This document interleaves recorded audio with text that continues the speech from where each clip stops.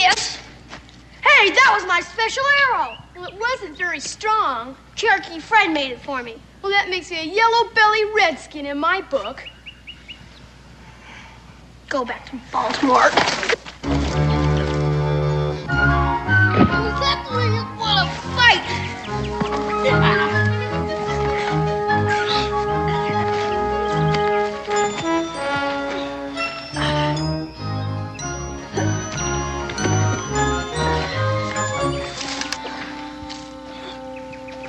Don't eat him, Mr. Dobb.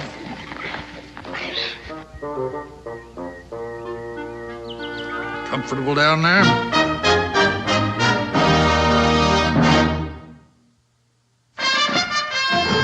Daniel Boone was a man, yes, a big man, with an eye like an eagle and as tall as a mountain was he.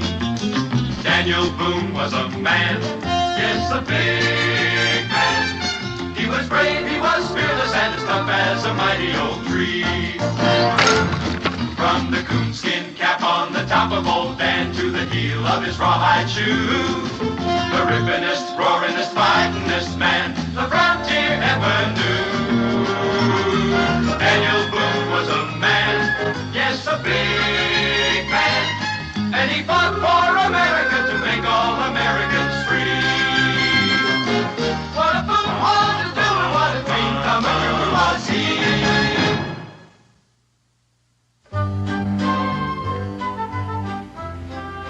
What's that, Mr. Dobb? Yeah, it brings back the same thing to my mind. Who are you talking to? Mr. Dobb. Where is he? I don't see anyone. Well, how many could see you if you were over 2,000 years of age? 2,000 years of age? Do you remember about the prophet Elisha? You mean from the good book? Yeah. He went around curing polluted wells and springs so that people wouldn't die of thirst and the cholera. He inherited the prophet Elijah's mantle. He went around doing some hocus pocus of his own, by and large doing good and throwing in some free amusement. Remember what happened then? They ran him out of town.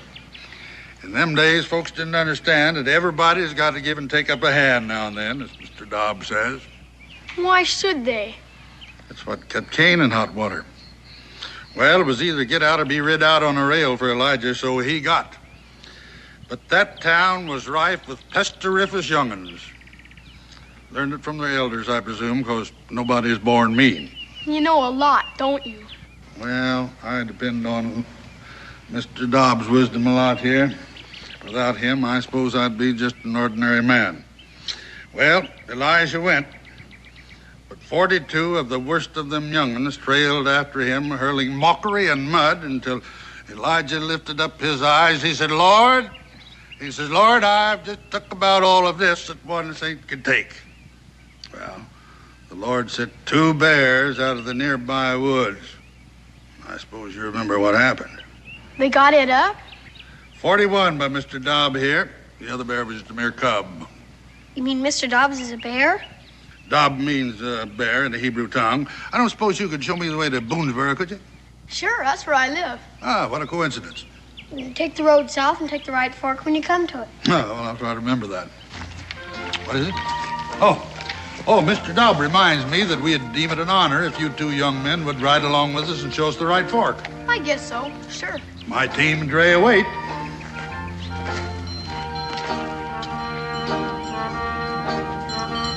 Is that your team and Dre? Yep, if you'll find places for yourselves.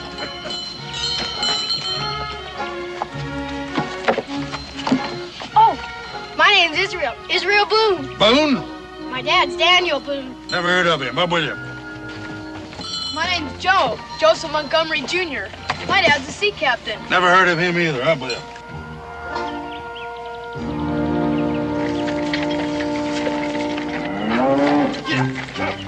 Yeah. Steady, you beast. Steady as she goes. Easy there. There. Now. Hold still now. Jump. Come here, jump. Come here. Now hold still. Hold it.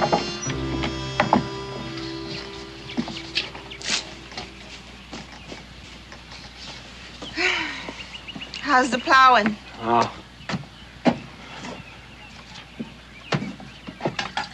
That horse will get sunstroke. It's only for a minute. I'll take some water to him. That's my house bucket. Here, fill this up at the well. Oh, nursemaid for a horse. What a way for human beings to live. Well, you chose it for your own reasons. Where is Joe Jr.? There's lots of country around here. I told you to look after him. I tell you to let him be a man. He is still a little boy. Oh, Varna, when I was his age, I know. You were on your first voyage as a cabin boy, living on biscuits and moldy beef and taking the captain's rope end across your back. Is that what you want for our son? Why did I give up my ship, huh? Why did I come to a place where they don't know an oar from a winnow? Because there's room here for him to get away from your coddling and softening, so he can learn to stand up straight in his own feet. I didn't mean to say that. It was an accident. Well, was it an accident that you never let him out of your sight from the day I embarked until my voyage is ended? Was it by accident that you tried to leech out of him everything a man wants to see in his son?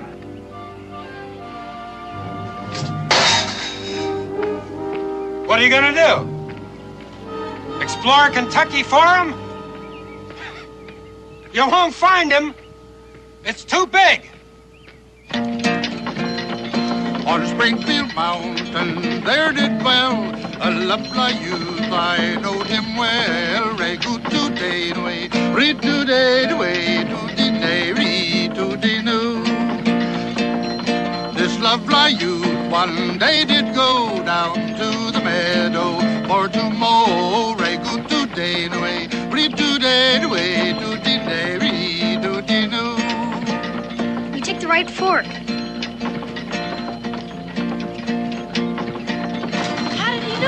If Mr. Dobbs trotted along there to show him, he scarce had mowed half around the field when an ugly serpent bit his heel. Re to day away, re to day away, to the day, re to the new.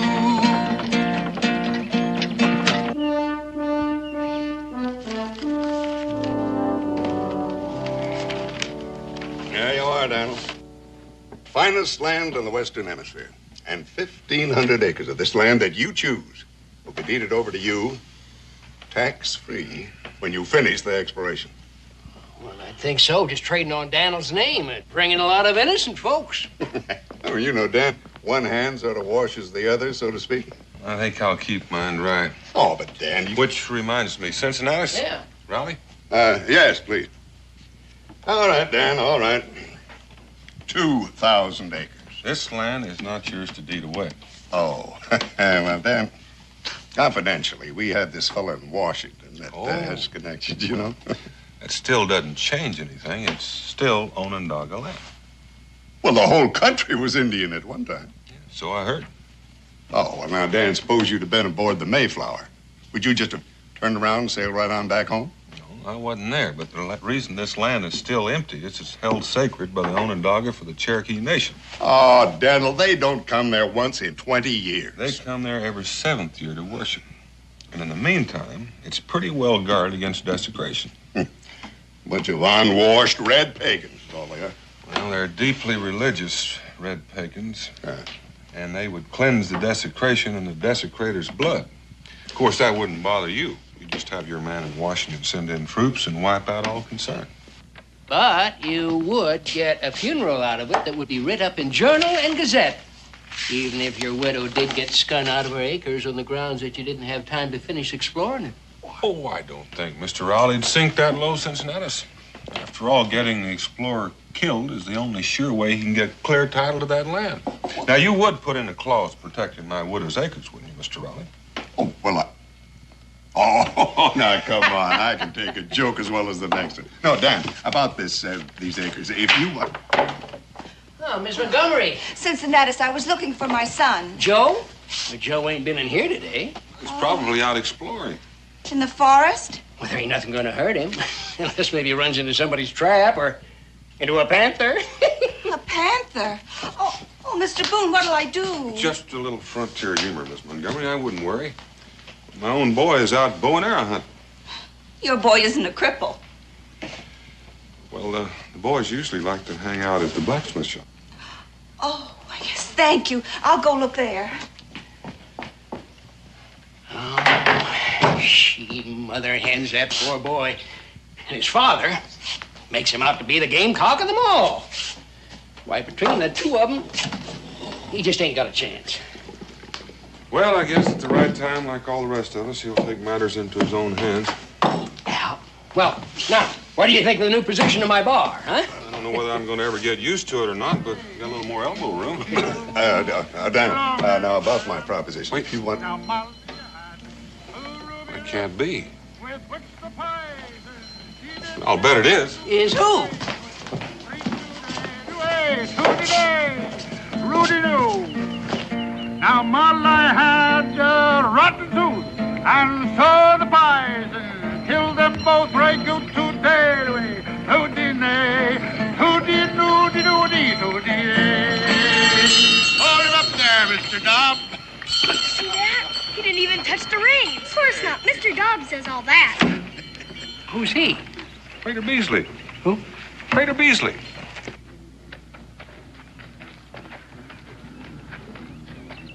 Well, it's good to see you again, Prater. Well, it's good to see you, Daniel.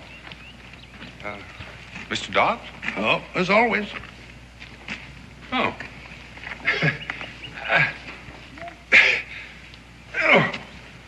Well, he doesn't know his own strength. He never did. Oh, he wishes me to tell you that he's sorry. Well, tell him not to give it another thought. Well, I've just met your hope for the future here. You said you didn't know my pa. I'm an egregious liar. You are? Ask your pa. What's egregious, Pa? Egregious? Well, a tall tale's an egregious lie. And any boy that can't find the nut of truth in it, well, he's going to grow up to be a man who lives on short squeezins. Mr. Boone, children should be taught to respect the truth.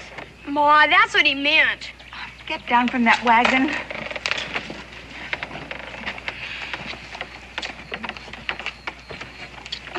What's happened to your clothes? I guess I got into a fight. Now you're beginning to amount to something. Did you win? Did you knock his block off? No, sir, we didn't finish it. Didn't finish it. Now, son, you're gonna find that snotty kid and hammer him until he crawls. We don't feel like fighting anymore. Oh.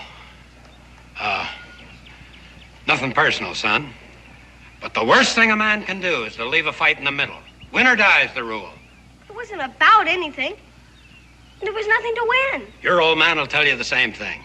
Well, not exactly, Mr. Montgomery. If it's principle you're fighting for, then you fight until principle wins or you can't fight any longer. But if it's just smiting and being smit, well, then the sooner it's stopped and forgotten, the better it is for all concerned, including the innocent bystander. Mr. Boone, you wouldn't last very long at sea. You know, I think you just might. Who are you? Well, everybody knows me. I'm a... Oh, showman, huh? You fight with your tongue. It can turn a man to jelly. Not a man. Joseph. Wait a minute, son.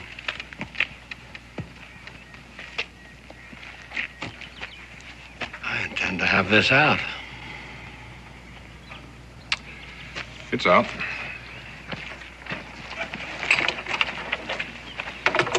Mister, you live under a lucky star.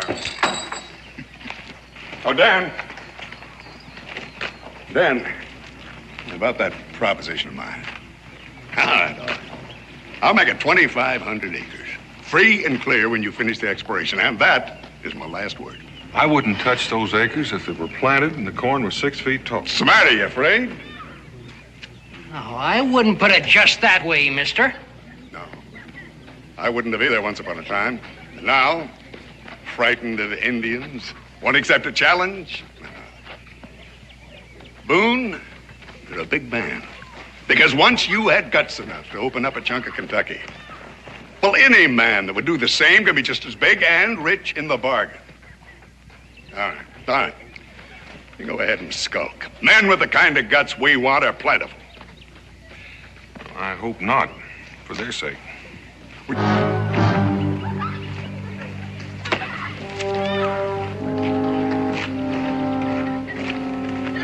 Mister.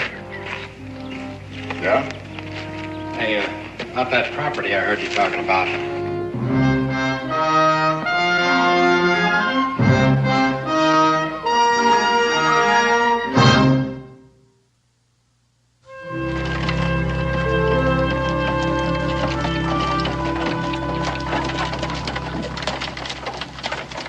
Ooh, boy, woo. Hi, young fella. Why can't I go out with them? Because. Well, here you go. No. I got a compass of my own. And a good one, too, I'll bet. It's hung on the North Star through black storm and hurricane. Well, in here's your level and your theodolite. You do know how to use one, I suppose. Well, it's not so far from a sextant that I can't navigate with it. Oh, here's your contract, young fella.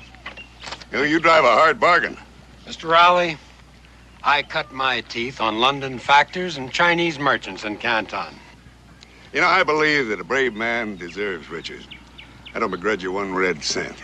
Oh, you do know where the so-called Onondaga country starts up there at the crest of the mountain?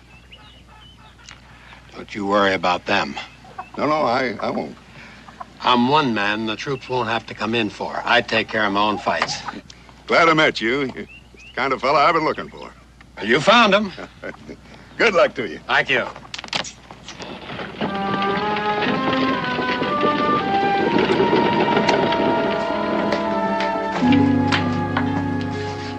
Hey, son. Why didn't you come outside? Now, I've got something to show you. Now, you take this and put it in a good, safe place. All it is our fortune.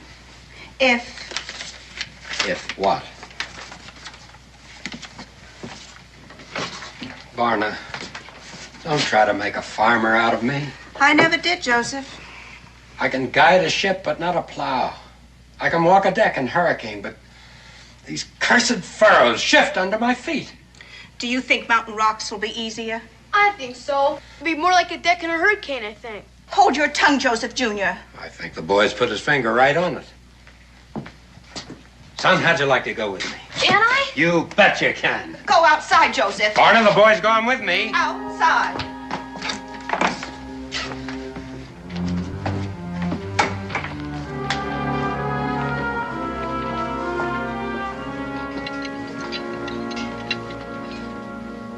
What happened to you?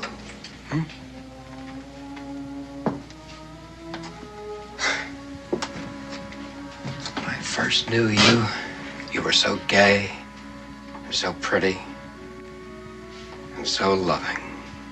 I couldn't stand being away from you, nor you from me. And now? My son's a cripple. I will protect him. I won't have a son anymore if you keep him from going with me when the time comes. Joseph. Son or a wife, neither one. I'll be done with the two of you. I'm going and no one can stop me. Oh, landlord, fill the flowing bowl until it doth run over. Landlord, fill the flowing bowl until it doth run over. For tonight we'll merry, merry be. For tonight we'll merry, merry be. For tonight we'll merry, merry be. Tomorrow we'll be sober. He who kisses a pretty girl and runs and tells another. He who kisses a pretty girl and runs and tells another ought to have his nose cut off. Ought to have his nose cut off. Ought to have his nose cut off. And never kiss another. Hey. Mr. Dobb. Grateful to the throat, but not the equal to our still. He's a connoisseur by instinct. I've never seen him touch a drop. That is a mighty fine song for a tavern. Patrick Henry's favorite. Oh, I suppose you was a close friend of General Washington, too, huh? Not only to nod to, but Patrick Henry. Gentlemen, if it weren't for the potions that I mixed for him, he'd be a lorn bachelor today. Yes, sir, I was there, and you know I haven't got the imagination to make something up like that. You know, Prater, that was the last time I saw you. After that, you sort of disappeared into the earth. Well, been going to and fro on the face of it, down in Mexico to talk to the Zunies and back into ancient Egypt with the pharaohs and the magicians. You got a mighty long bow. But that time you cracked it. I'm used to disbelief, yeah. Check with Daniel. Oh, you mean you was there too, Daniel? No, but it's a solemn truth. You know, he reads books like you and I read the sky for weather signs. I never thought of that. Well, that's part of what I meant about when I said the nut of the truth of his egregious lies. I'll drink to that. Prater Beasley, you will be missed when you leave here, and that is solemn truth. Well, we ain't going. Mr. Dobb and me's a little bit weary of going to and fro. For this century, anyway. We're settling. In Boonesboro? No finer place for healing herbs and simples. Prater, I can't tell you how happy that makes me. And me, I'm going to tell you why. Because I just happen to have in my possession a cabin which is just made for you. And due to circumstances which I ain't going to mention, I can offer you a real bargain. And I'm sorry. Mr. Dobb and I already have a living place. Well, who'd you buy it from? Matter of fact, we didn't. There's a high hill just north of here. Indian Mountain. That divides us from the Onondaga sacred ground. Yes, and just this side of the dividing line, there's a splendid large cavern. Bear Cave. Is that what they call it? I near lost my life up there once. I come on a she-bear with cubs. I remember that. That was about 6 years ago. Well, you know the funny thing? There hadn't been a bear up there since. All right. Now, if a man your age wants to sleep out there in the winter damp, there's not much I can do for you. But there is something you can do for me. What? That span of mules and that dray, they're just going to be in the way if we're going to remain here. Well, I got just the customer for you. I'll get more out of them than you ever thought was in them. Well, fine. I'll get some more squeezings. Yes, Mr. Dobb? Oh, be glad to sing it for you. Yes. On Springfield Mountain, there did dwell a lovely youth. I knowed him well. Re good today, way, re today, way.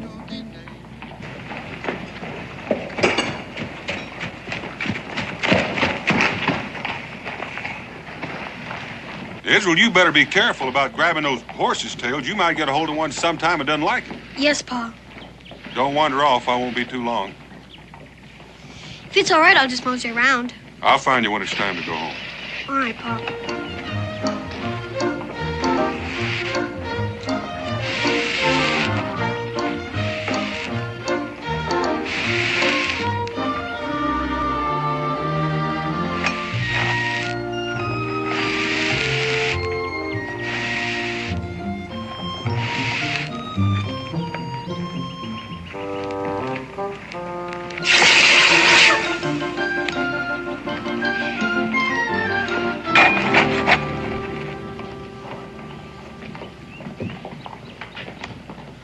Pinwheel!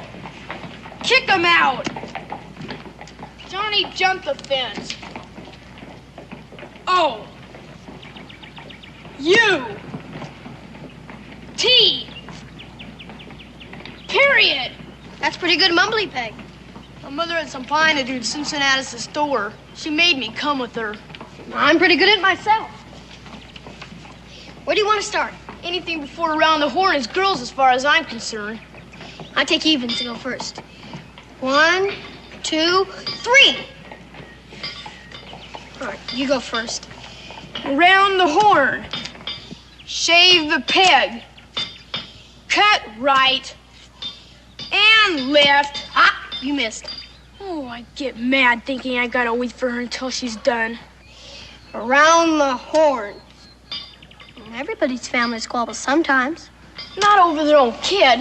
It makes you feel like it's your fault. Lady dives. That puts me 1 ahead. So far. Hey, How'd you like to help me and Prater Beasley get the bears out of that old cave so him and Mr. Dobbs can live in it? When? Tomorrow. Pinwheel. Oops, I missed. Am I invited? In particular, I promised to tell you. Sure, I'd like to help. Israel, it's time to go. We'll finish this up some other time. Oh, Mr. Boone. Me and Israel are gonna help Prater Beasley get set of the wild bears. No? Do your folks know about it? Papa just said he'd make a man of me. Better ask anyway. He's gonna take me with him far out in the forest, and that shows how he'd feel. Well, make sure your mother knows. Come on, son. If I know Pa, he's already greased his skids. You told her? I'll come by your house in the morning. Make it good and early. Prater Beasley wants to get settled in.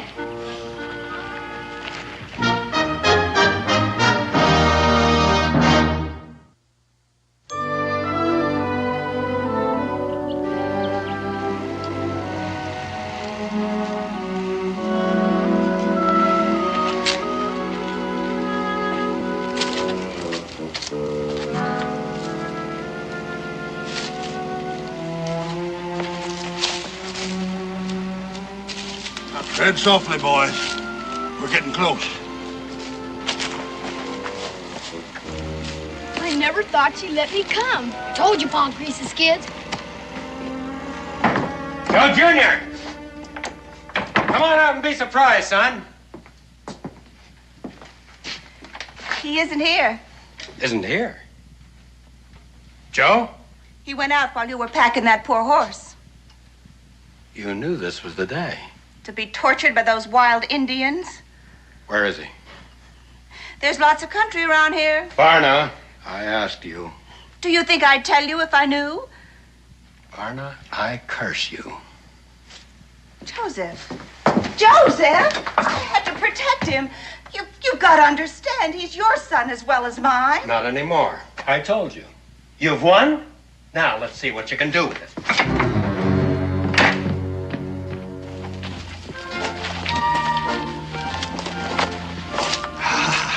There she lies. How do we shoot them?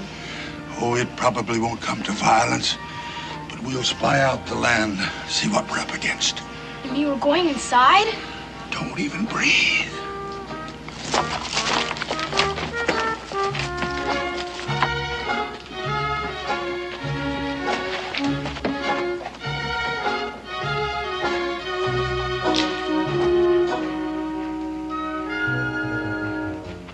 Come on, boys, all clear.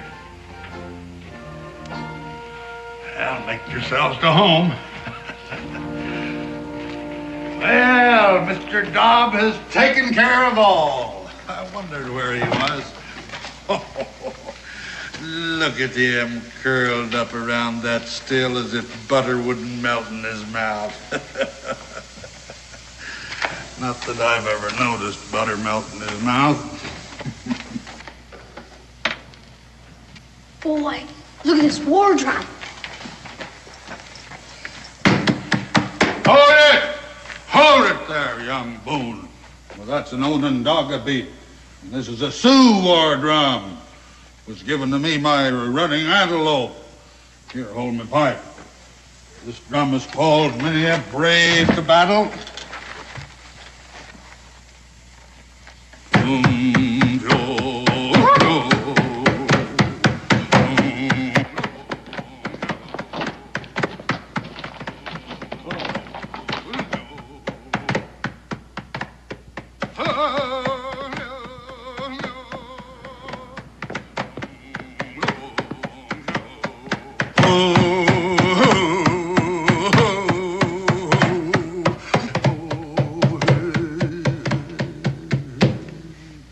What does it mean? Well, it means a man that sticks his head where it ain't welcome is liable to get it cut off. Not without a fight. Depends on what you're fighting for, says Mr. Dobb. And Pa. Not mine. He will. Hammer him until he crawls, no matter who or what. That's all Pop ever knows.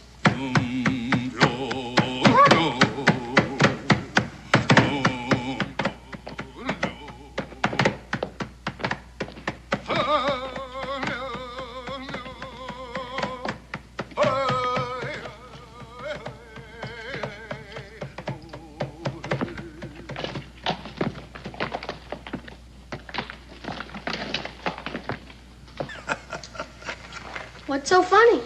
A story just popped into my mind. What kind of story? An Onondaga fairy tale. Do Indians have fairy tales? Sure they do. Yeah, they sugarcoat their lessons to get them understood just like the rest of us. How does it go? Well, sit down. Make yourself comfortable.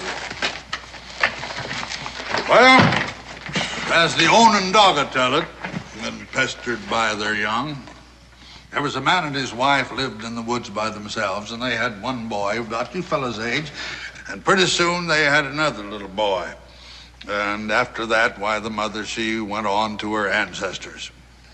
You mean she passed on? Mm-hmm. Well, the little baby stood, about as tall as that finger. There's a picture of him up there.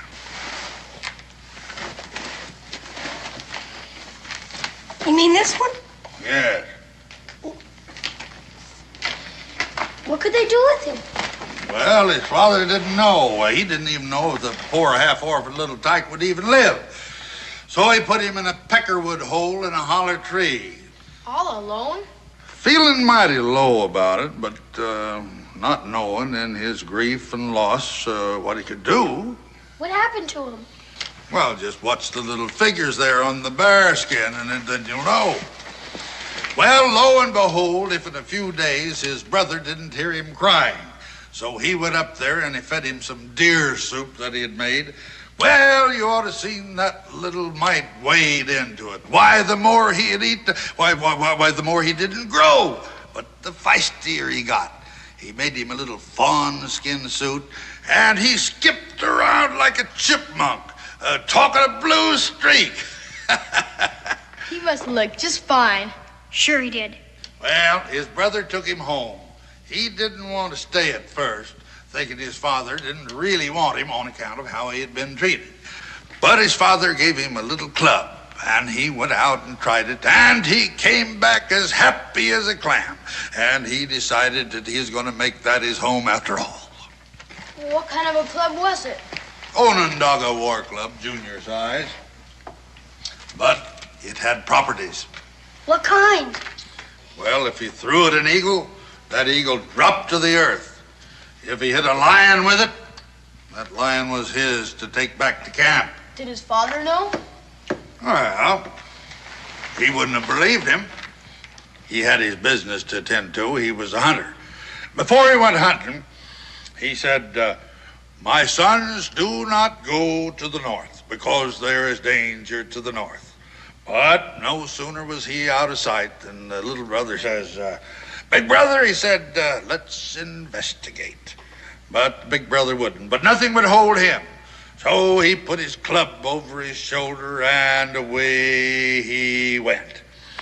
And all at once he heard some fearsome noises saying, little brother comes, we'll kill him now and later his family. They were frogs, as tall as pine trees. But little brother took his magic club and went kerflooey. When he got back, his father was already home. What did he do? And I leave that to your imagination.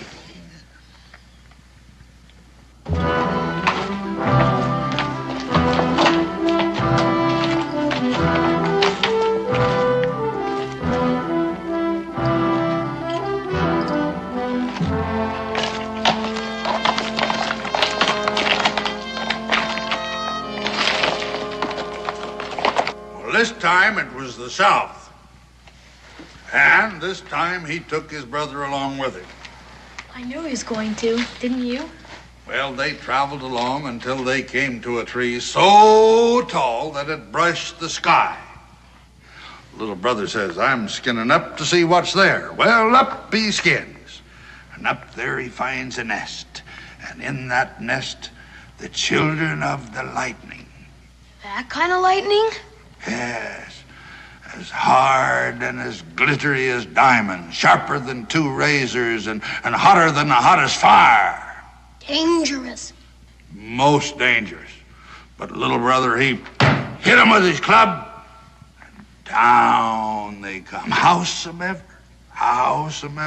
old man Lightning saw him falling. And he thundered, and he roared.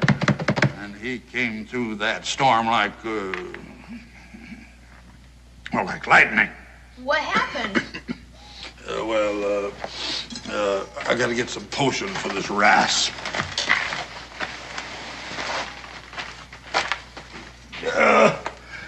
Begging your pardon, Mr. Dobb.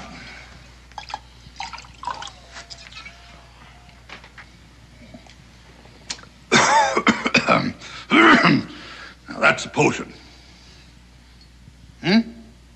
All right. It's better than having you at me with I told you so all the time. What happened to old Lightning? Well, little brother had to hit him twice to vanquish him. Is that the end? No, next his father warned against the east. And no sooner was he out of sight than there was little brother in the east, tangling with a giant they called Stonecoat because his jacket was a mountain that he'd carved out. A whole mountain? He was of that size, but little brother's club prevailed. When he got home, though, he told about it and he got the licking of his life for fibs. He didn't fib. Oh, no.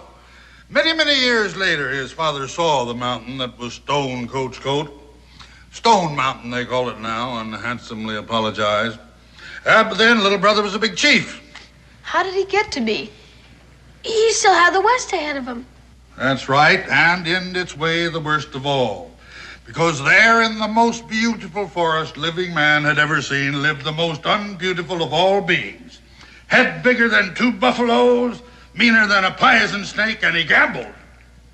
Gambled with all who came by for their lives. And never had he lost since time began.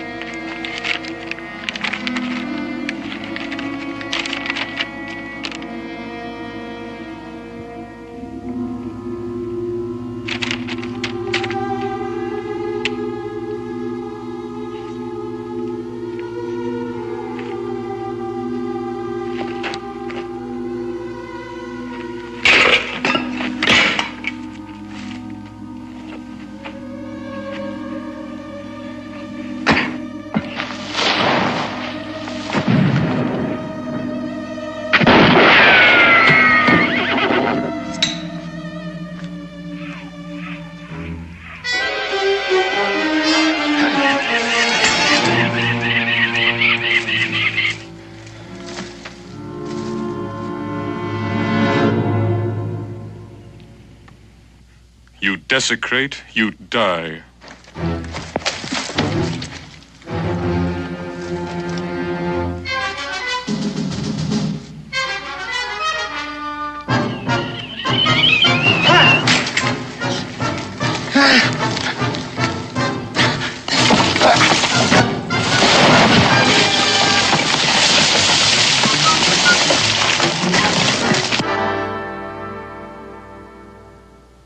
Yeah, well, afterwards, little brother, he let loose all the men that the gambler had there to hold them until he could take their lives. And the prisoners were so happy, they asked little brother to stay on as their chief. And he did. Well, not right away, no. He thought about it this way and that way, and finally he said that he'd be honored if they'd let him bring his relatives. And so they did. And I guess if we could find that forest right now, we'd find all those people living there with little brother. That's a good story. I'd like to have a club like that. Oh, you would? Well. Here we are. It's all yours. Take it along. Thank you very much. Thank you. Thank you. All right, boys, on the way. I got work to do now. Get along. You work? Well, yes. Mr. Dobb here is a great physician, and I mix all of his medicines. Thanks for the story. You're welcome. You don't suppose my club has properties? It has the properties that you find in it.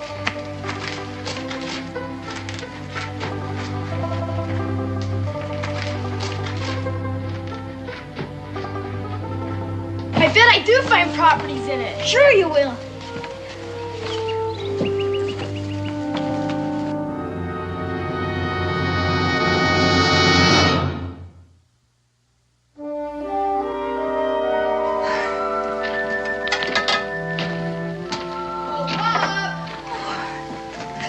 Joe, are you all right? Yeah, he's sure. Where's Pop? Oh, what's that? My Onondaga War Club from Prater Beasley. That man gave you a war club? Oh, Joseph Jr., take a care. I want to show it to Pop. Your father isn't here. Is he still out in the barn? No. You sit down. Your lunch is ready. Where is he? At the fort?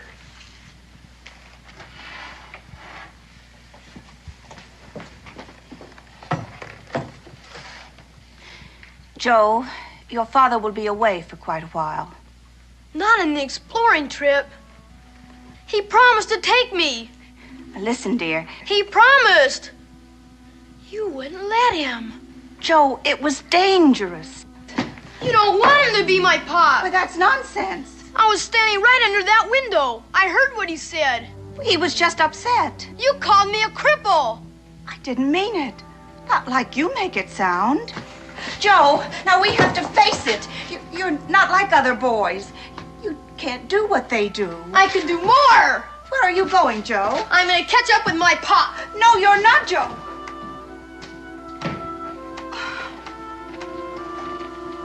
Oh, Joseph.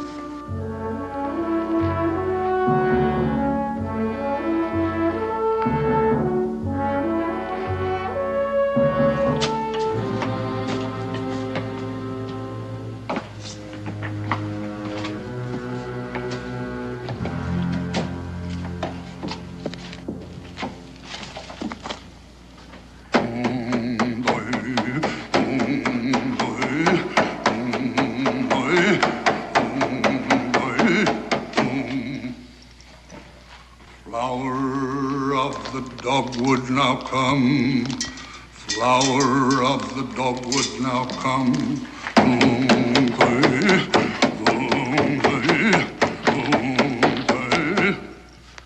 Spirit of the red berry, arise.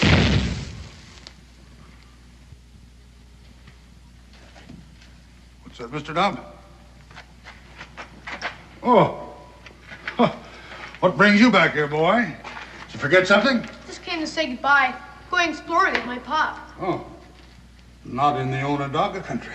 We're not afraid of those old Indians. Besides, I got my club. Oh. Well, Mr. Dobbs says we ought to strengthen it up a little bit for you then.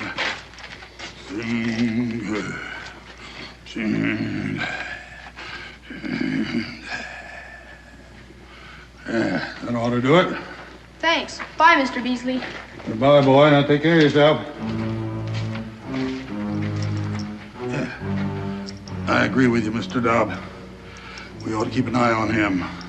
No offense to solemn things.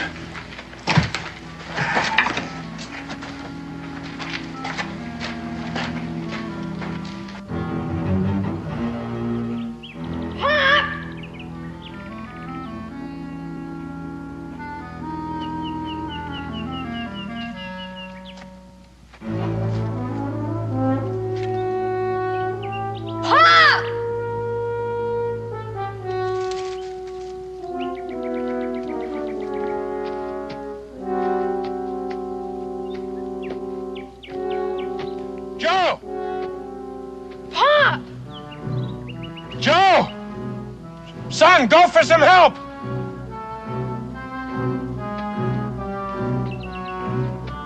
Son, no! Don't try to come down here!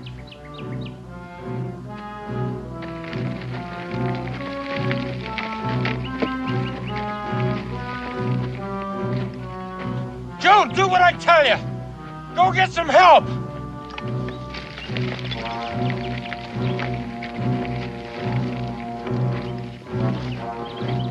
Don't try it!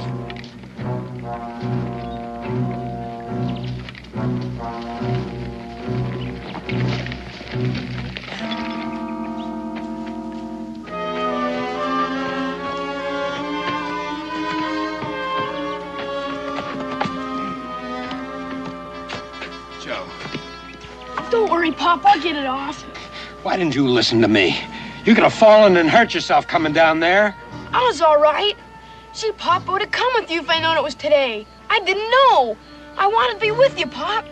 All right, never mind, son. Come on, let's try it. Here. Again. No.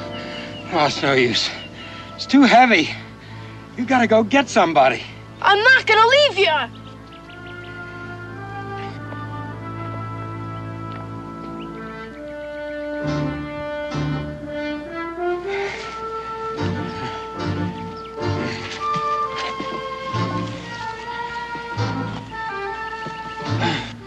You're right, Mr. Dobb. It would be blasphemy to interfere.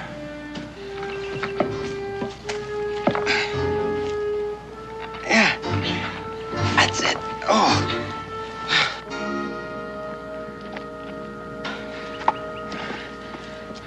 All you gotta do now is stand up.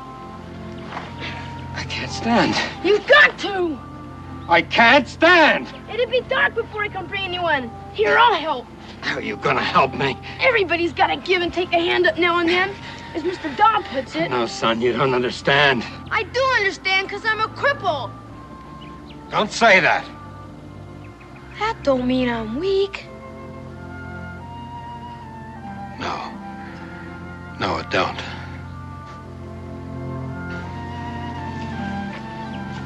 Here, I'll lean on this. You lean on me. Put your hand on my shoulder. Thank you, son. We'll make it between the two of us. Well, maybe I can help. Which leg is it? This one here? Yeah. Well, we'll see to it. Well, you won't need that anymore. We'll leave that for the Onondaga. He'll understand. But you said I'd find great properties in it. Well, you found them. Confidence, friendship, and the courage to know yourself. Now, we'll leave it. Another little brother may find the use for it. Well, come on, let's get aboard. Let me help you here.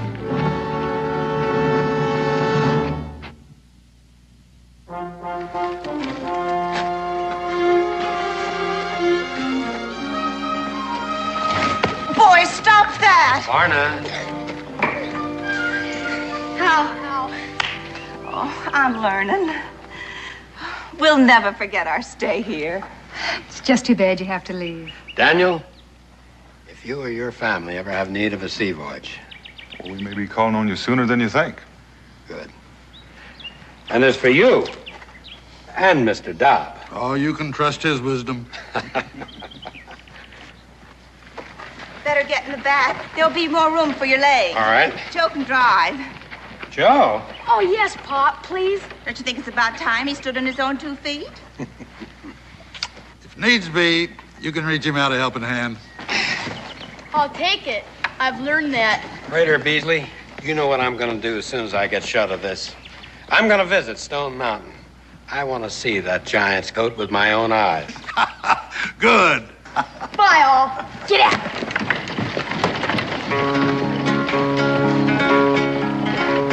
If ever I get married again, it'll be for love, not riches. I'll marry me a girl about 2 feet tall so she can wear my breeches. Her inktum dinktum Terry, her eyes were blue and her cheeks were brown, and they called her Devilish Mary. Go ahead, son. Thank you.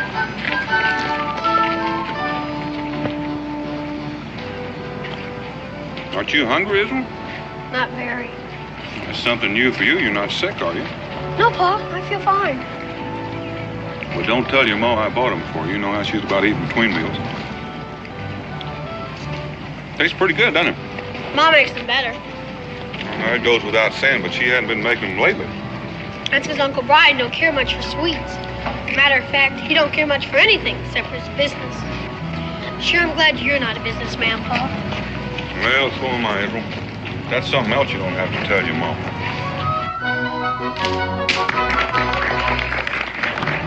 Looks like something's going on up the street. Shall we have a look? If you want.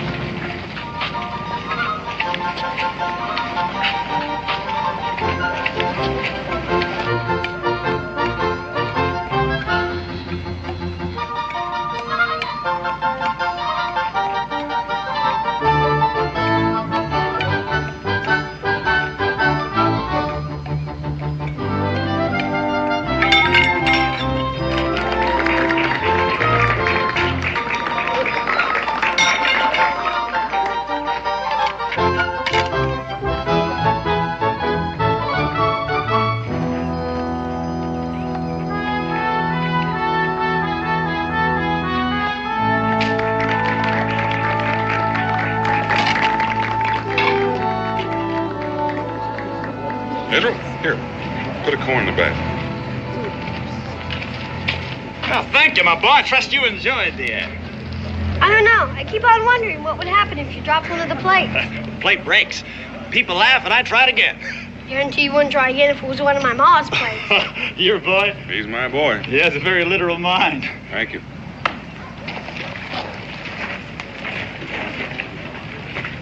Paul? What does he mean by that? No, that's something you don't have to worry too much about, Israel. Israel? You know, it seems to me you're not having too much fun in our little outfit. I'm sorry, Paul. I guess I just ain't cut out for city living. Well, neither am I. To tell you the truth, I'm starting to get a little homesick myself. What do you say we go in back and help your mom pack so we can start home early? I'm ready anytime you are.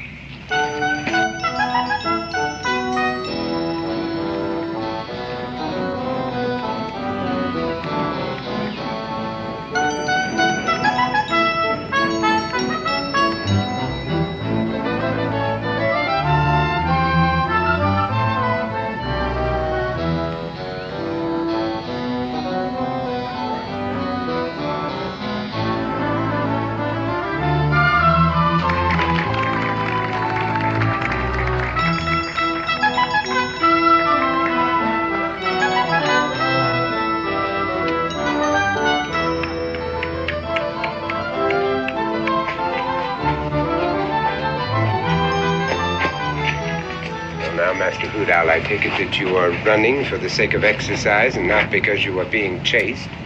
There's nobody after me. Well, then don't let me ever see you running again when it is not necessary.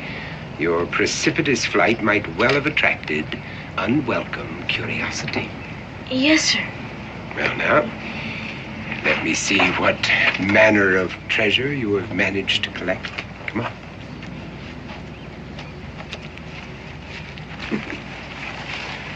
And I'm happy to see that you have learned discrimination. Never rob a poor man. The jail sentence is exactly the same, and the rewards are not worth the risk. Did I do all right? You did very well, my boy. Yes. It does credit to your concentration on your lessons and my teaching. Did I do good enough so I can get meat for supper? A small portion, perhaps. But if you make another haul like this, I promise you that you will feast upon steak. Gee, I don't think I ever tasted steak. You will, my boy. You will.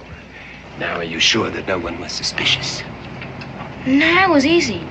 They were too busy watching to notice anything. Yes, that's an ideal situation and a novel way to draw a crowd. Perhaps I should take up juggling. What do you want me to do now? Well, I would say that you have exhausted your single talent for the time being. Get yourself a partner. Black Cat, perhaps. Between the two of you, you lads should do yourselves proud, and the day is still young. Shall we go back to the crowd again? No, don't be greedy. No, you've already harvested that crop. Look somewhere else. Yes, sir. And don't get caught. A gifted chap.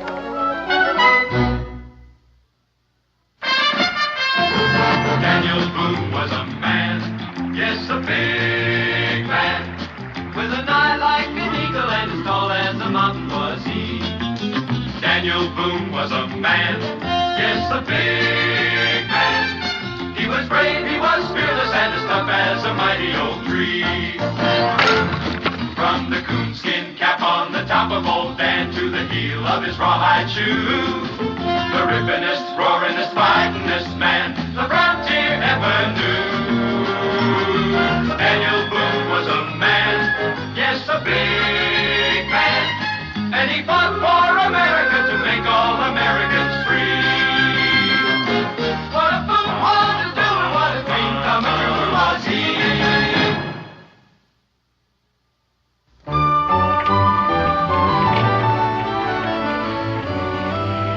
Uncle Brian, you've been wonderful. But I'm afraid we've upset your life for the last month. Not at all, my dear, not at all. 5 weeks, to be exact. It's a good thing for me to have a break in my routine. Best thing in the world. Why don't you make a fresh start and come on out to Kentucky with us? No, Daniel, no. Not until the coach goes farther than Richmond. My poor feet, you know. You'll likely be returned to the Virginia Assembly next year. I'll see you then. What about you, Israel? You'll come again, too? Well, maybe. If Pa insists on bringing me. Israel. Well, I don't mean anything about Uncle Brian, Ma. It's just there are no kids here. I miss the woods and the streams. It's lonesome. All you have to say is thank you, and I'd love to. Honesty, Rebecca. Honesty.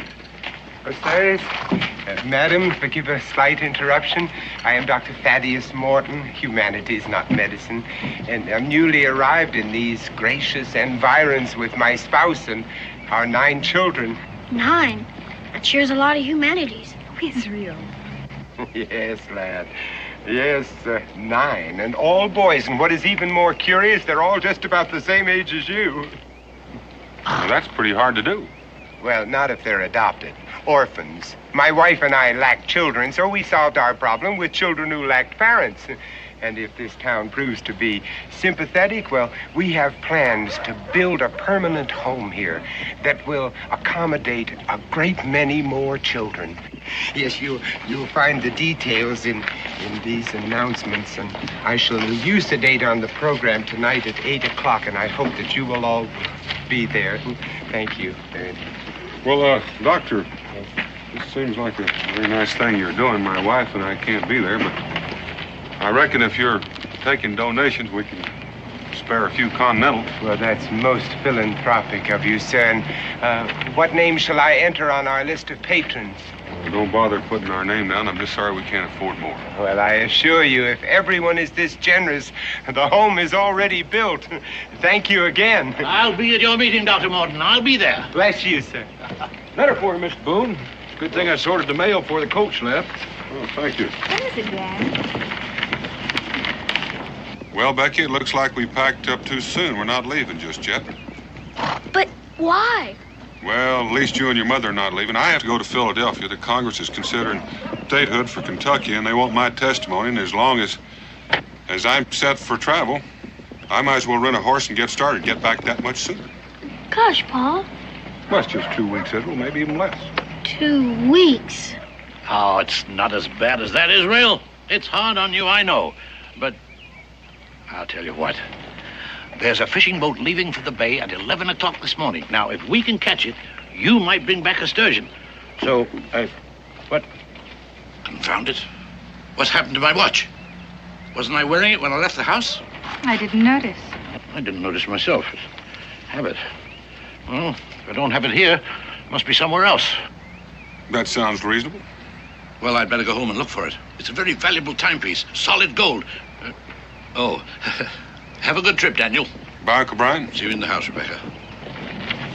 Israel, if you want to catch a sturgeon today, you better go help Uncle Brian find that watch. You know how upset he gets about those things. Yeah, I reckon I do. Bye, Pa. Catch a big one.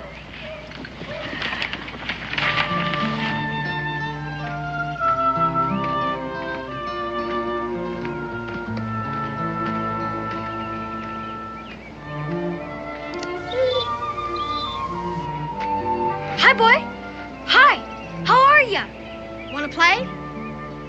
Go get it, boy. Go get it.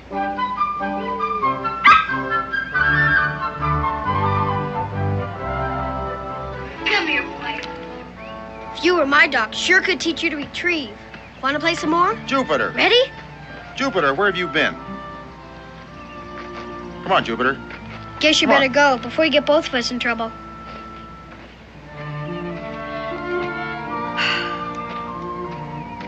Boy, around this town, they don't even want their dogs to have fun.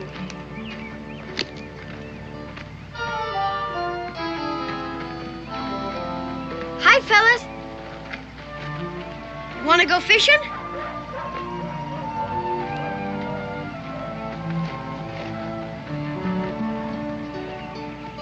Two more weeks, brother.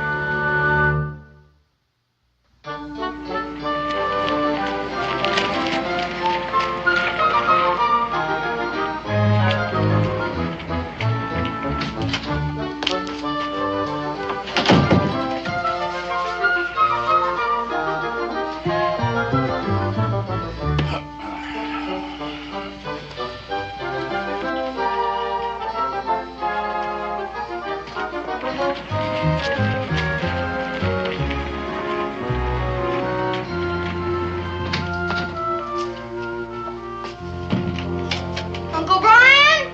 I'm in here.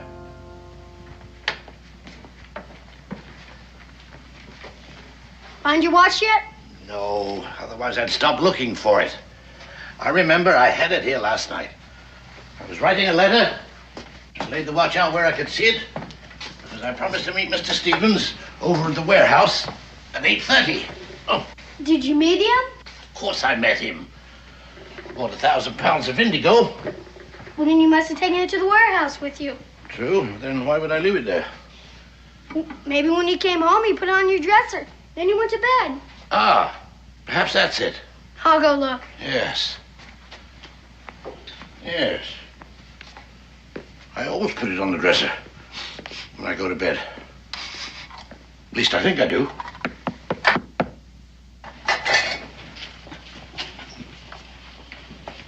The devil can that be? Yes?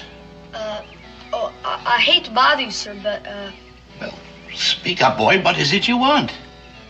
well, you see, I'm a poor, unfortunate orphan with no mother or father, and I was wondering if you're a kind enough man to give me and some of my other orphan friends some money so we might have a decent meal.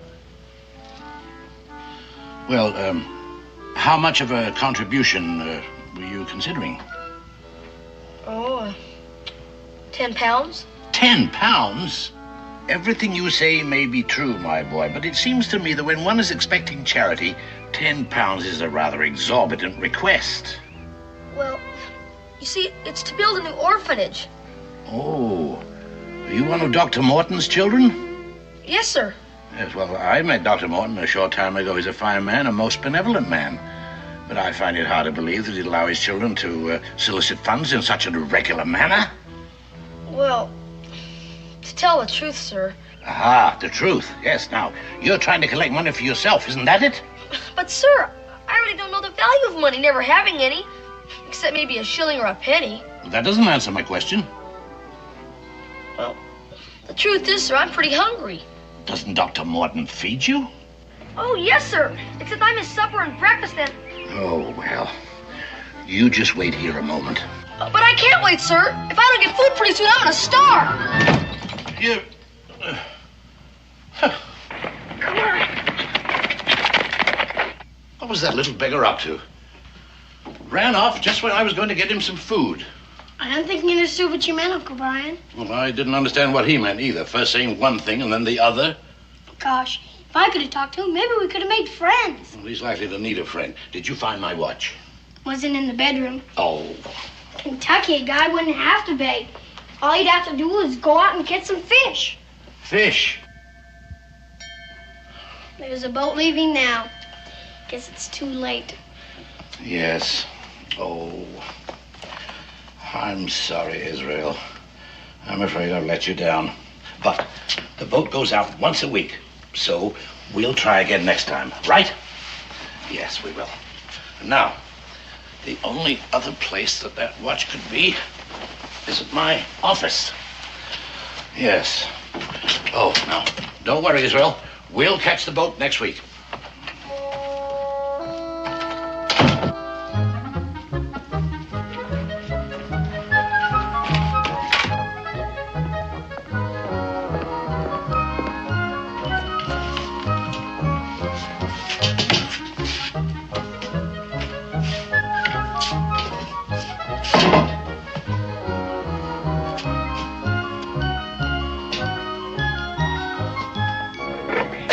Enough? Never seems to be enough.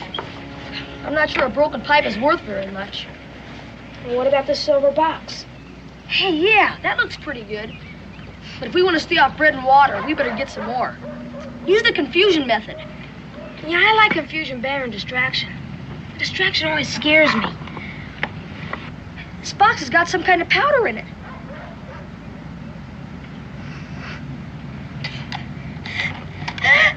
Achoo! Shh, someone will hear us. Be quiet. Achoo!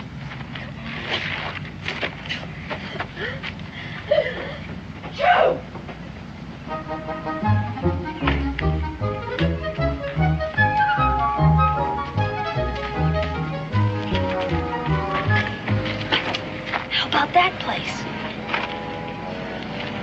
We use the confusion method.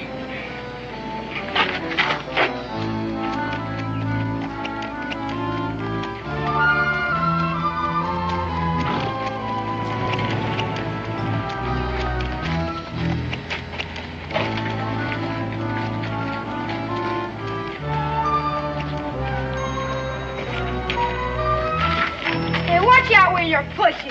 Hey, watch where you're pushing. Stop pushing me around.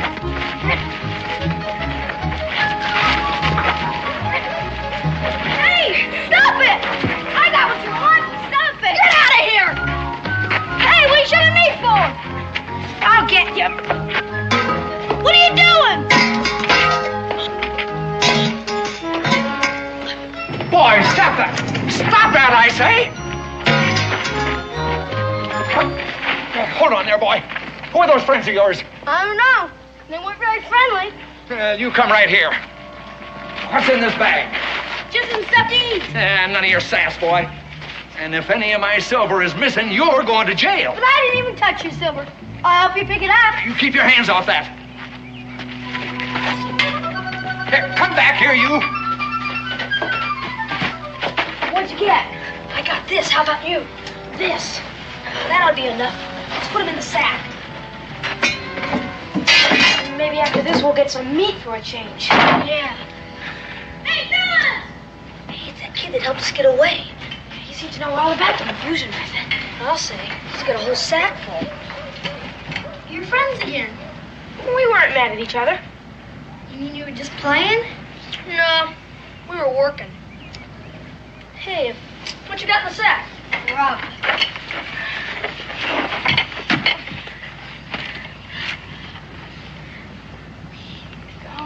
Oh, meat! Boy. 2 kinds of meat. Now, this is for dessert. You gotta eat the other stuff first. Like you think we won't? You stolen stuff? Well, I don't know if it was exactly stealing. I just didn't have time to ask for it. Hey, he's just like us. We hardly ever ask for stuff either. I'm Black Cat Jack. Black Cat? And I'm Hoot Owl Tom. Hoot Owl? Yeah. What's your name? I'm Copperhead Izzy. Hi, Copperhead. Join the gang. Wait a minute. Let's do this the right way.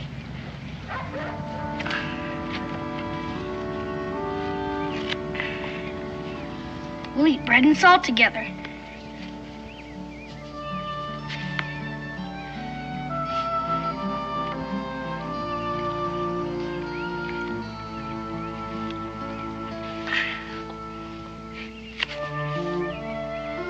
Now we're brothers for life.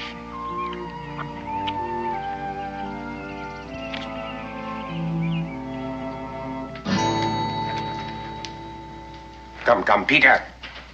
You have a tongue. You have had the privilege of being taught correct English. All I want is the truth. Now, did you snatch the purse from this good woman? Not that I doubt your word, Miss Hinch. Oh, if there were only reason to doubt it. Well, Peter. Well, I'm relieved to see that you do not attempt to compound your felony with mendacity. But I didn't want to do it. Enough, Peter. Come with me.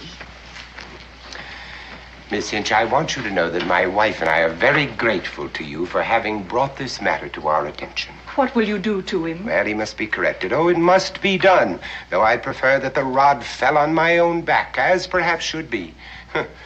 Whenever one of my charges is apprehended in a malicious act, I feel that it is my fault. I feel that my teachings and my example have failed.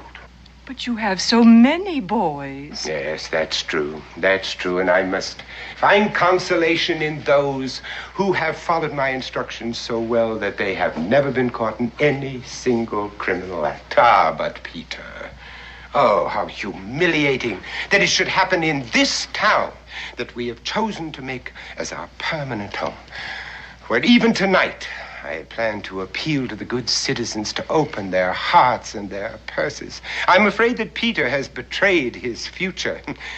There'll be few contributors now. Oh, I'll say nothing that would spoil your cause. better not to have reported Peter at all. No, you did absolutely right, Miss Hinchin. I must do the right thing, too. Perhaps as the injured party, you would care to see the correction applied? Oh, no, Dr. Morton. Oh, I believe that Peter was sincerely repentant. It seems to me that he's learned his lesson. And as soon as he becomes part of this community, I'm sure he'll be no more trouble. Yes, if only he could be assured of growing up in a community where there are people of such kindly understanding as yourself. Oh, that would indeed be a blessing. Now, if, I seldom go out in the evenings. I wonder if I could make my contribution now. Would 10 pounds be of help? And perhaps make you just a bit more lenient with Peter? Oh, Miss Hinch, after what has happened, your generosity is like heaping coals of fire upon my head. Oh, and the children, yes, they bless you too. Now, if you will wait till I hitch up the horses, Oh, well, I can drive don't you live home. very far from here. It's been a pleasure, Dr. Morton. Your pleasure is my profound delight. Oh. And the children bless you too. Oh.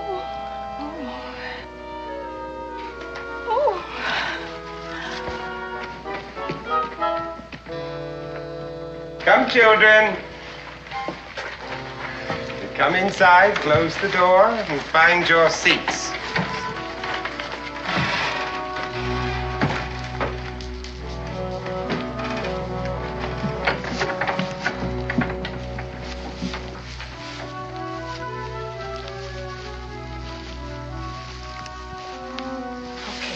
You stay here. We gotta report to Dr. Morton. Gentlemen, Chicken Leg Pete has been caught stealing, and he's going to have to be made an object lesson. You're late. What did you have to say for yourself? Silver. Yeah, now that's what we like to see. You boys are beginning to learn the value of things. I commend your selection. Watch out, Mr. Morton. That stuff's powerful. Powerful? On the contrary, it's excellent snuff. French, I'd say. All right. Sit down.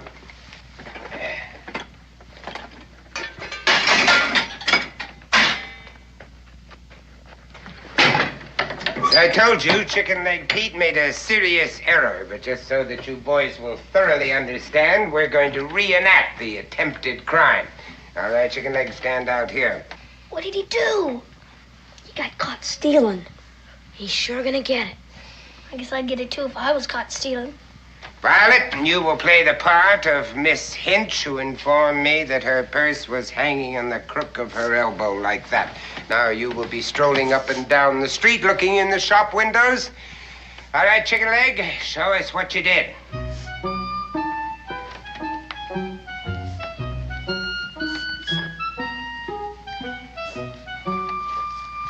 Thief! There. Caught. Caught. Because you paid no heed to what I taught you. Because you failed to practice. Caught. What mortification you have caused me by your stupidity. And for that, you will be on bread and water for 1 week. All right, sit down.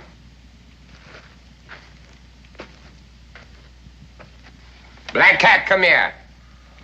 Why does he always have to pick on me? Now, Black Cat, this is a solo job. You want that lady's purse or its contents. Now, employing the skills that I have imparted to you, what method would you use? I guess the sympathy method. Very good. Demonstrate. All right, Violet, stroll.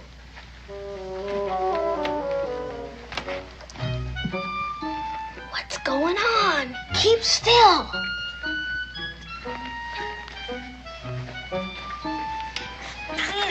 I have a nosebleed. Not my sleeve. Here. I'll get you a handkerchief. Ah. Black Cat's pretty good. Oh. It's all right now, ma'am. Excellent. Excellent. Just as I taught you. But that's That's not right. He's teaching you kids to steal. Somebody's got to stop him. Who is that? Come here. Stranger, huh? You're not quite a stranger. I met you on the street by the coach, but I didn't get your name. Boone, Israel Boone. But you told me in Hoot Owl you were Copperhead Izzy. That was just a play name. You and Hoot Owl, eh? So you're the ones who brought him here, hmm? In violation of my absolute rule, never mingle with strangers. Hoot Owl, up front.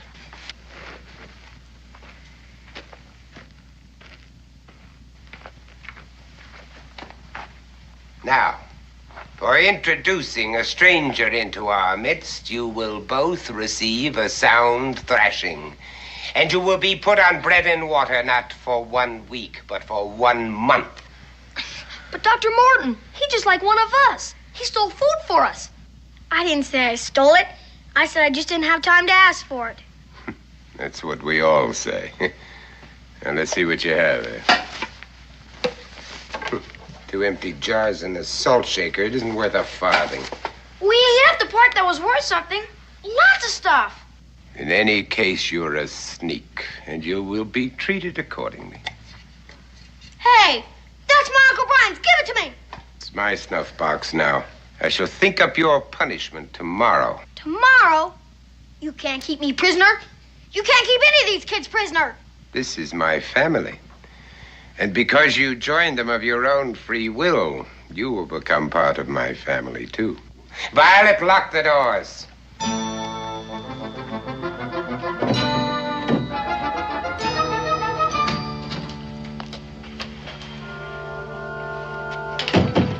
Uncle Brian, is that you?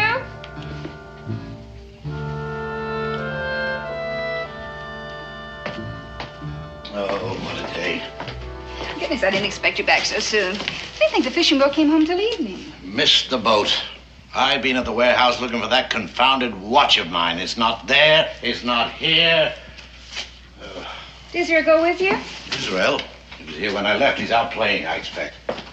Where is that blasted watch of mine?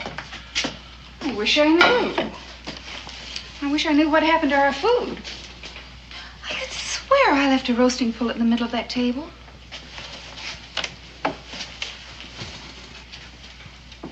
And there's a loaf of bread missing. Well, I've looked everywhere I can think of. I must have just plain lost it out of my pocket. Someone's dumped flour all over the place. Well, it has my initials on it. So if an honest man should find it... Israel! Israel! It's not in there, Rebecca. We scoured the place. Israel!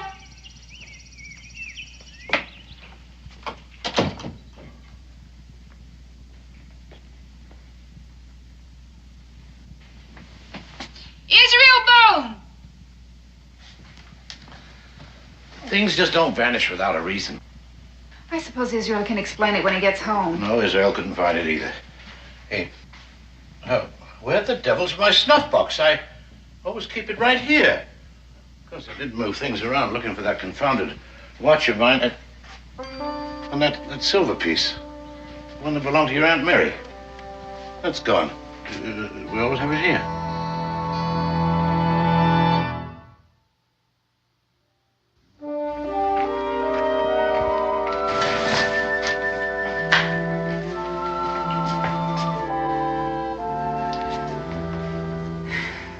Stay away of this long unless something's happened to him. And why did he go off and leave his coat hanging in the hall? Now, Rebecca, you know how boys are. They get interested in something and lose all track of time. And he doesn't have a watch. Watch, oh. Uncle Brian, how disappointed was Israel in not going fishing? Well, it's hard to say. I think he was more disappointed in me. I didn't keep my promise to him. Why? All that food missing. And he was longing to go home to Kentucky. Oh, I see what you mean. You think he packed up and headed west? No. No, he wouldn't do that. He wouldn't run away. It's impossible. Well, it's not impossible at all. He didn't like it here. I disappointed him. It's the most logical thing in the world. He had to show his disapproval of me, so he packed up and left. There's just one thing wrong with that. I hadn't disappointed him. And he wouldn't hurt me just to get back at you. You're quite right, my dear. Quite right. No, he'd never do a thing like that. There must be some other explanation. He could have been carried off by force. It happens all the time. Kidnapped? Well, I was just exploring the possibilities a process of elimination might arrive at a solution. Suppose someone saw you leave the house and thought the place was empty. They came in to burglarize the house, and Israel caught them in the act. Very sound, Rebecca. Very sound. It fits all the facts, and it explains my missing snuff box. Now, my dear. No time for that. Time for action. Yes. I'll go and see the bailiff. I'll tell him what you think, and we'll post a reward for Israel's return. Well, I'm going with you. No. No need for that. It'll just upset you all the more. I couldn't possibly be more upset than I am now. But the boy might come back while we're gone. If he does, he'll stay. And I'll go out of my mind if I have to sit here and wait by myself.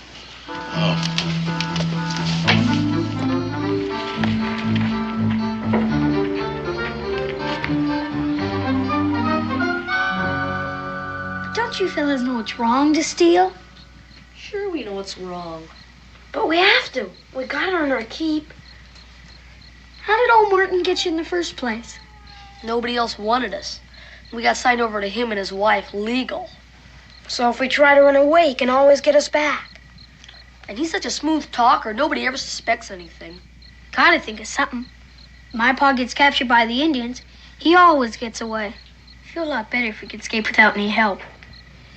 But I guess it doesn't matter much anyway. We'll escape in a few days. How? Oh, there are gonna be people looking for me.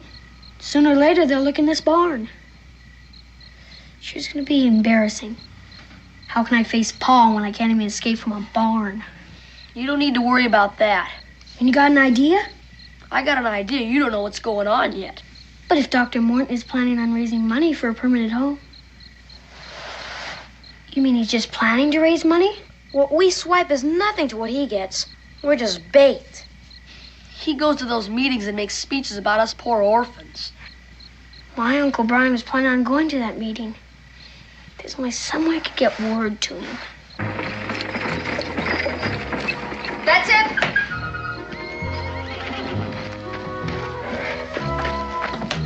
All right. Round up the boys. All right. All right, everybody in the wagon. We're all packed up. Up you go and be careful. There you go. Up you go. Upstairs. Up. All right. I don't want to go. Thaddeus. As I told you, you joined us of your own free will. You're now one of our children. You want to go with the rest of the boys, don't you? All right, in you go. Now, mind your feet.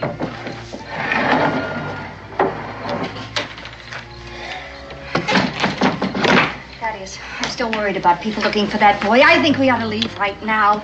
We could drop him a few miles from town, and by the time he gets back, we'll be safe. No, my dear. Never lose confidence. Maybe I can get a message, Uncle Brian. I know where his watch went now. Dr. Morton took it this morning. Is this the trunk with all the loot? Yeah, but it's no use. Dr. Morton's got the key. Well, he was teaching you to pick pockets. Didn't he ever teach you to pick locks? Yeah, but I need a tool, a wire or a hairpin. I have a knife. No, I need something that bends.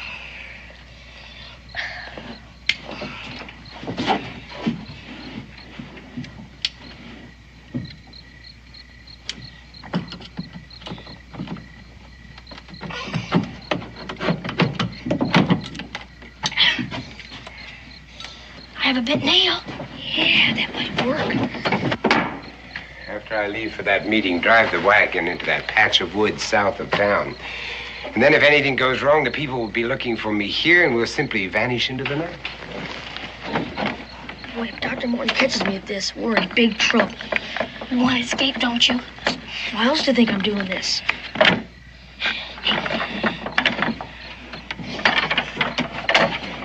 It's solid gold. the initials BB on it. Here it is. Now what? Now we employ the confusion method. Well, adieu, my dear. I'll see you in the Sylvan Glade, my pockets lined with gold. What's that racket? What's all that noise going on in there? Be quiet.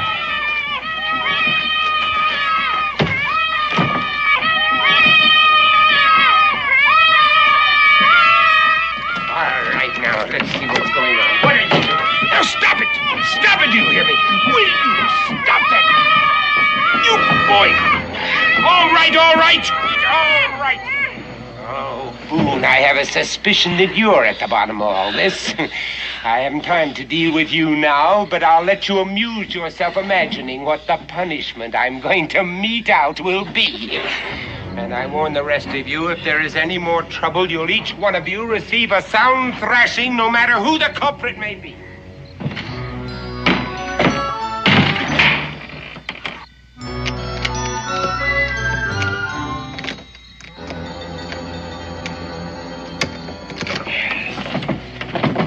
You'd better be on your way.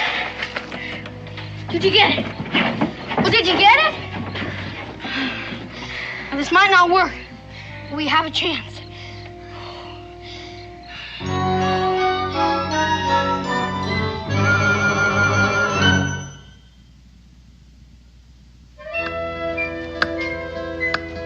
I don't know what else we can do. We've posted a reward. People are out looking. I can't understand why there's no word from the bailiff yet. Well, there must be some answer. If only we could find it. Well, we've tried everything, and we don't have an answer yet. The thing I don't understand is the missing food. If there was a thief in the house and Israel walked in on him, why would he take time to rob the pantry? Well, it could have been he was hungry. Israel could have walked in on him robbing the pantry. Logical, my dear. Very logical. And we know there was someone else in this house besides Israel. Israel would never steal. Food. Food. Rebecca, before I went to the warehouse, there was this beggar boy came to the door. Beggar boy? Yes, I remember him distinctly. He was an orphan, about Israel's age. Uncle Brian, you never mentioned this before. Well, it slipped my mind, and I didn't think it was important. Oh, please, Uncle Brian. What did he look like? What did he want? Well, he wanted money for the orphanage. Oh, he wanted this, he wanted that, 10 pounds, a shilling, old clothes. He finally even asked me for food.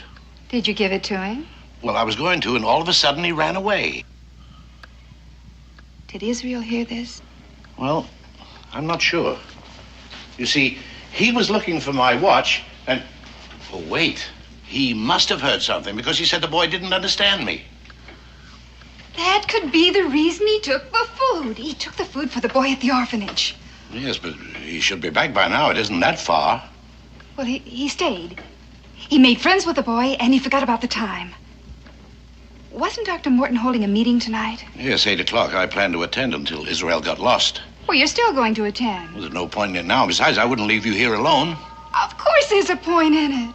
Don't you see, if he took food to that boy, Dr. Morton may have seen him. Good heavens, you may be right. 8:45. All right, Rebecca. I'll go to the meeting. And if I miss Dr. Morton in the meeting, I'll find him later. Where are those orphans now? In that old barn just north of town. Oh, I think I'll go out there. Israel may have found himself some friends. Yes.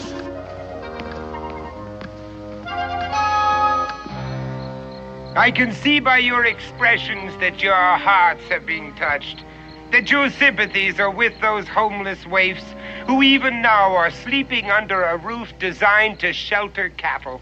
They have wandered like the beasts in the woods, with only my wife and myself to serve as their shepherds. But they need more. They need a community of upright people like yourselves, men and women who can give them examples of honesty and industry and generosity. Generosity must come first before all of those other blessings can follow. And so as I pass among you, I beg you to consider that my hat is simply a safe repository from which your benevolence may pay dividends for generations to come. Thank you, sir. Thank you. And thank you, Matt. Thank you very much. That's very good of you. You know, you are buying the ground on which those children are now sleeping. Thank you. And in place of that miserable hovel in which they live now, thank you. Bless you.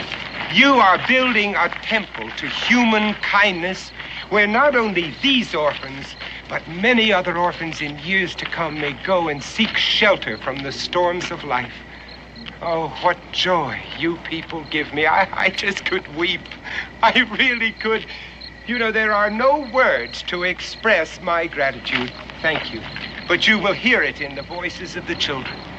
And I must go now and let them know of their great good fortune. And I beg of you all to appoint a trustee of your own choosing from among yourselves with whom I may deposit these funds in the morning. I wasn't sure I'd make it in time. Well, you were spared my speech, but it's not too late to make a donation. Oh, yes, of course. But I really came here on another matter. Now, most of you already know that my grandnephew, Israel Boone, is missing, and I have offered a reward for his return. You met him at the coach this morning. Yes. It must be very, very terrible for you and your contribution, sir. That's a very handsome one. He'd been at loose ends and lonesome being a stranger here, and I thought he might have struck up an acquaintance with one of your orphans. Well, I really don't know anything about that, but when I get back, I'll rouse them and ask. Yes. Your contribution. Yes? What is it? I was just looking at your watch chain. I have one exactly like that. Very coincidental, your contribution, sir. What I mean is I had one just like it, and I lost it. And the first time I missed it was right after talking to you this morning. Well, my wife will be expecting me now. This is my watch. My initials were engraved on. After him. He's a thief. He's robbed us all. Get him. Captain.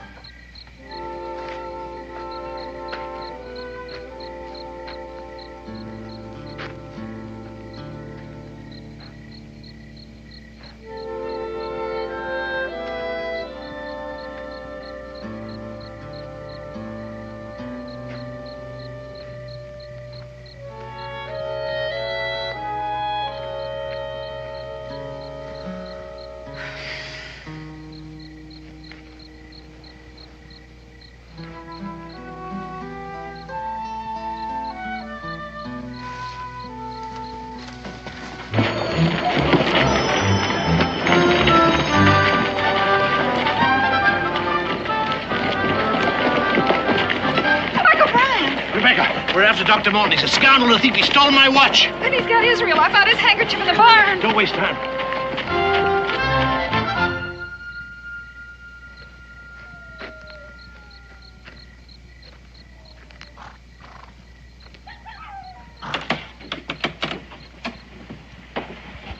How's everything outside? It's all clear.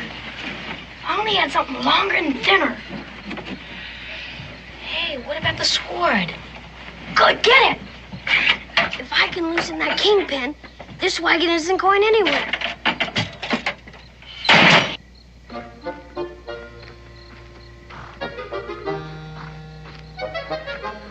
What's that noise?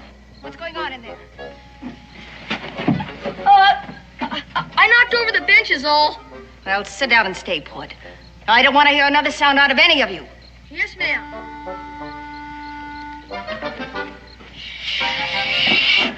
Gotta loosen these bolts. It's coming. The bolts are loose.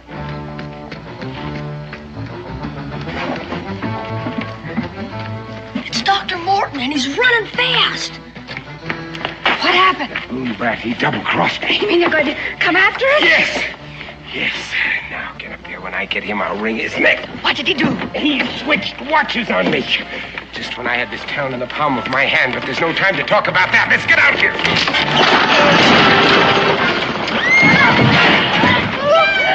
Oh, stop crying. You're not hurt, but somebody's going to be. This is the Boone brat's doing. Oh, I'm going to give him the thrashing of his life. And you too! You too!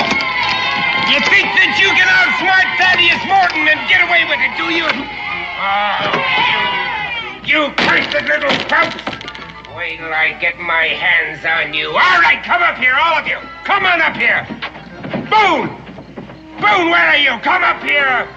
I'm going to teach you a lesson that you... Stop where you are, Morton! Israel! Oh, Israel!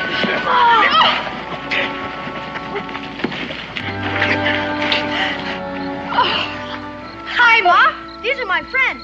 Black Cat Jack, Hoot Owl Tom, Chicken Leg Pete, and I'm Copperhead Izzy. Copperhead Izzy? Come on in there.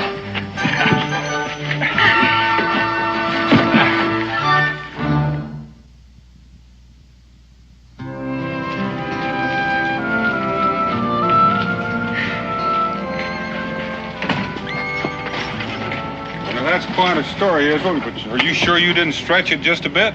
Honest, Pa, that's a whole plain truth. You can ask Ma or Uncle Brian. It's true, as impossible as it may seem. Yes, I'll vouch for the story. And thanks to your son, my grandnephew, I am now trustee of a home for boys. Well, Uncle Brian, it's just my guess that that's going to keep you busy for quite a while. No doubt. But it has its rewards. You see, Daniel, I never realized till now what an empty life I've led. And I can thank Israel for that, too. You don't have to thank me, Uncle Brian. The way was lots of fun. I think we can do without that kind of fun. Well, it looks like we're on time. Confound it, what's happened to my watch again? Here it is, Uncle Brian. Well, how? It's what Black Cat calls the sympathy method. Uncle Brian, you're just gonna have to be more careful, or somebody's gonna take it from you.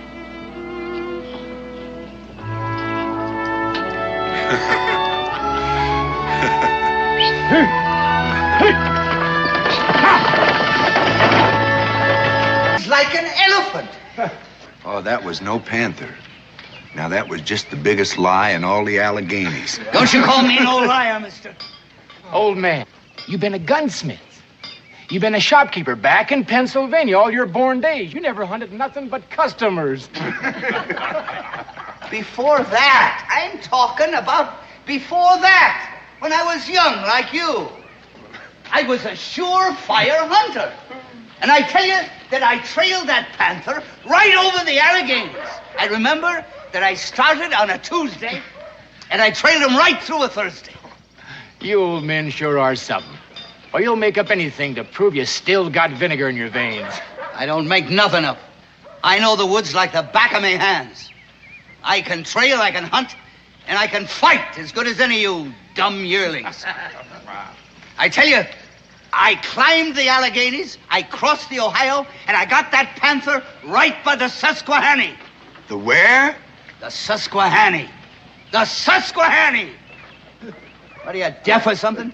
And what's more, I put a rifle ball through that cat's eyes at 100 yards. Oh, now. You crossed the Ohio, then the Susquehanna? Huh? Did you hear that? What are you, crazy loons? What are you laughing at? You can't cross the Ohio and then the Susquehanna. It's the other way around. You don't even know the country you're making up tales about. Now listen, I want some respect, you hear? Oh, yeah. I want some respect from you. Well, then don't tell lies, old man. I ain't a liar and I ain't an old man. I'm going to prove both of them points. Come on, finish this off. I'll take one of you, two of you. Doesn't matter which. Come on, get going, you serpent. Let him go. Daniel Boone, I'm on your side. Let me down. Put me down, will you? Alex, don't pay any attention to him.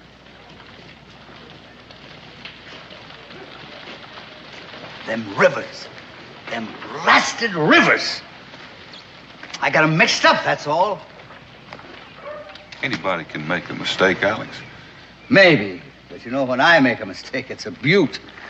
Going west, and I set the Ohio before the Susquehanna. It's mud. My brains is turned to mud, you know. Maybe they're right. Maybe I ain't good for anything anymore. Alex, you're just speaking pure D old, unadulterated hogwash. You know, I bet you can teach me things about the woods I never knew before. You know, I never should have come here. For 30 years, I hunted in the Alleghenies, and that's the truth. I believe you, Alex. Sure I did. And then I went to Lancaster, and I set me up in the gunsmithy business. And for 25 years, I made me a good living, me and my family. And I taught my son, Jess, all about the gun-making business. And then when I got close to 70, see, I think about retiring. So I give the business to Jess. But he folds up everything and comes out here. And I come with him. You know what I done? Do you know what I done, Danny? Well, Alex. I gave my life away. That's what I done. And I have become a burden to everybody. Well, now, you listen to me. As far as I'm concerned, you're still a ring-tailed he-man. Well, you're darn tootin' I am. You're darn tootin' I am. And I am going to fight to make them people admit that. You know something? You and me are going to have to go hunting soon. And I'll bet you can learn me things as sure as day and night. Well, I sure can. Yes, I can. It'd be a pleasure to teach you a thing or two. Well, that makes me feel better, you saying that? Yeah, that makes me feel real prime.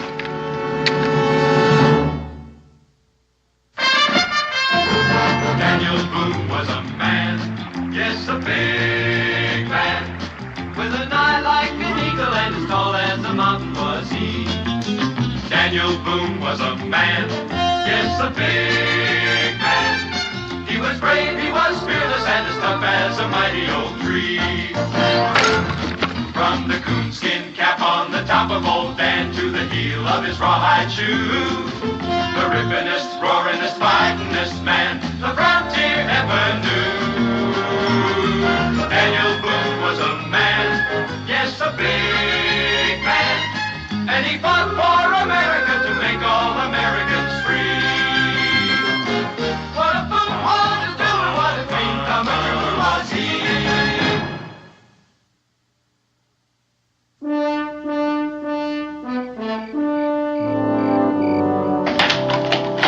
Get up there, young man, all day long. You're in a hurry when it comes time to go to bed.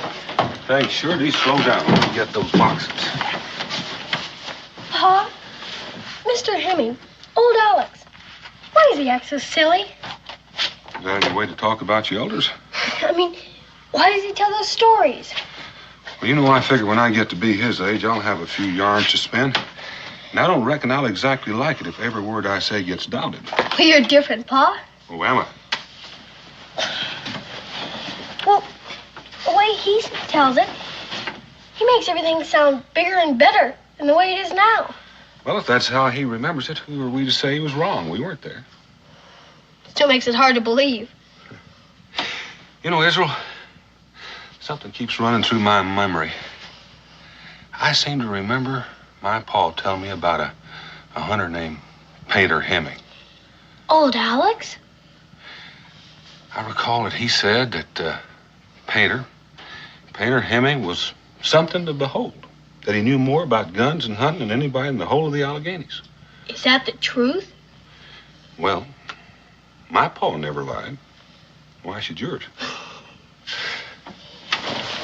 See you in the morning. Night, Pa. Night, Israel.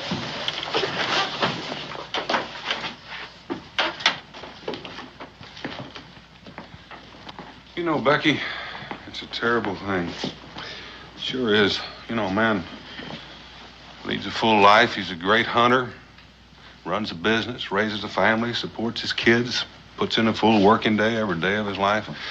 And one day he wakes up and he feels like he's just being tossed aside. Out here in the wilderness, it's even harder. At least when a man retires in the city, he can visit friends, see old places. Out here, he's a stranger. Well, he's still a strong old man. He deserves a life of his own. And I think I'll visit the Hemmings while you're out checking the beaver traps. You know something? I think that's a real good idea. Ow! I'm sorry, Dan. I hope the Indians don't attack while I'm all wrapped up in this. What are you trying to do, Pa? Hurt yourself? Get out of here. I got work to do. Give me that axe. What do you want to do? Get a stroke work like this in the hot sun? You're too old for this kind of thing. You let go. I can still do a day's work, and I want that. He's right, Pa. Be sensible. Be sensible. Be sensible, she says. Now, do you want me here, or do you want me in my grave? Because that's where I'll be, unless you let me live like a man. Of course we want you with us, Pa. That's just it. We don't want you to get sick or hurt yourself. We want you with us. So why don't you let us take care of you, Pa? Well, then let me do the things that make me feel I'm alive. Mrs. Boone. Mrs. Hemming. Mr. Hemming? Daniel sent you, didn't he? About hunting, about him and me going hunting together, right? No, I just came visiting. Well, it's not about hunting? Oh, he doesn't have time to go hunting now. Fact is, he and Kelly and Ben are going out to check the beaver traps. They're over at the tavern now getting ready to go. What, now? Yes. Well, they're not going to go without me, I tell you. Salt and cornmeal. Oh, how about a spot of rum? Nights get mighty cold up there. Cincinnati, you always think of the most important things. Daniel. I'm going with you. You promised. I'm going with you. Are you out of your mind? That's all we need. None of your sass, mister. All right, when do we start, Daniel? What do I take with me? Oh, Alex, listen. Huh? Listen. Yes? This is different from hunting. You know that. This will be too hard on you. We may be out there as long as a week. Is that all? I got plenty of ginger in me. Ah, this is a man's work, and I'm going to do it, huh? Come on, Alex, you creak. You couldn't even keep up with us. I'll pass you, mister, and make you run to keep up close. 70 years old and he wants to check beaver traps. That's right, in case you've forgotten it. 70's a fine right age, and I'm still growing. Oh, Alex. Yes. Listen. Yes, I'm listening. Not this time. It's too much for you. You? What, are you breaking your promise, Daniel? Oh, now, Alex, please. No. It's all right. No, I'll just sit in the sun and I'll grow rusty like an old piece of iron, and bit by bit I'll die. I give it up, you know. Trying to live a life of my own. I give it up. I'll just start walking to my grave. Alex, go get your rifle. You're coming along with us. He was only fooling me. He was only fooling me. Ah, no more, Daniel. I knew he was only fooling. He was only kidding, you know, all the time. I'll be right with you now. Now, don't go. I'll be right back. My pa's a mighty good man, Mrs. Boone. All his life he's done for me. Now I want to take care of him. You know, make his days sunny and easy. Hey, I'm going here. By Jupiter, I'm going. Yes, sir, he's going to take me with him. Oh, you'll have fresh meat, Beulah. You'll have bear, and you'll have buck, and it's as big as a horse. You can't make a trip like that. It's too much for you. What are you talking? I've been making trips like this before you were born. What's more, you just be a burden to them, Pa. You're just getting their way. They don't need you. And you don't need me for anything here either. You're not going to go, Pa. I'm not going to let you. What? Get away! Get out of my way! Alex!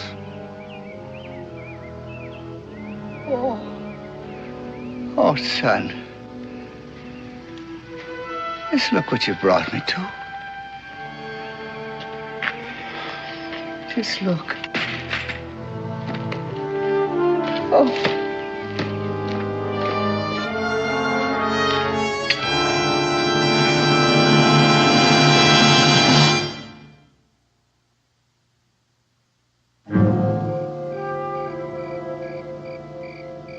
Down in the willow garden, where me and my love did meet, there we sat a-courtin', my love dropped off to sleep. That's real sweet singing. I hope them beavers like it. And the Shawnees.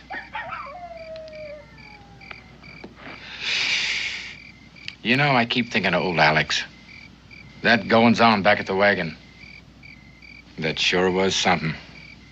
Threatened to shoot his own boy. Well, tomorrow when we run those trap lines, Cully, you can take the north end. Ben, you take the south, I'll take the middle. All right? Yeah, suits me. Yeah, me too. Rendezvous back here about sundown.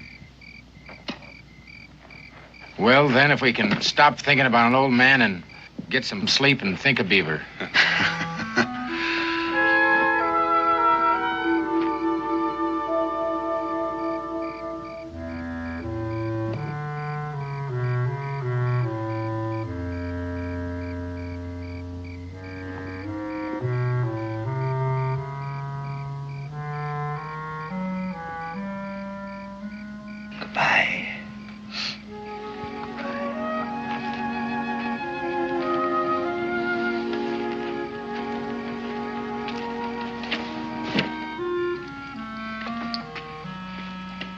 Come on, fellas.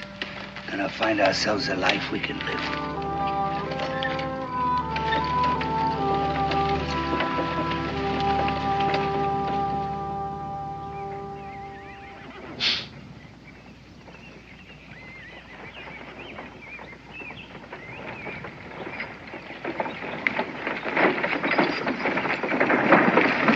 Alex! Alex Hemming, what in the blazes are you doing out here? I ain't asking you no questions, mister. What are you looking for? Hey, get away from there now. Get away. You got your whole blasted workshop in there. Stocks, barrels, tools. You're darn right I got them. It ain't none of your business, but I'm finding me a new settlement. Up this road? Yes, you bet your life up this road. Get up. Get out of here now. Now, you're heading straight into Shawnee country. You'll be hauling all that stuff right in their hands. You ain't letting me do anything, are you? None of you. You ain't letting me have no place to go. Now then, get out of me path. You're going home, Alex. That's where you're going.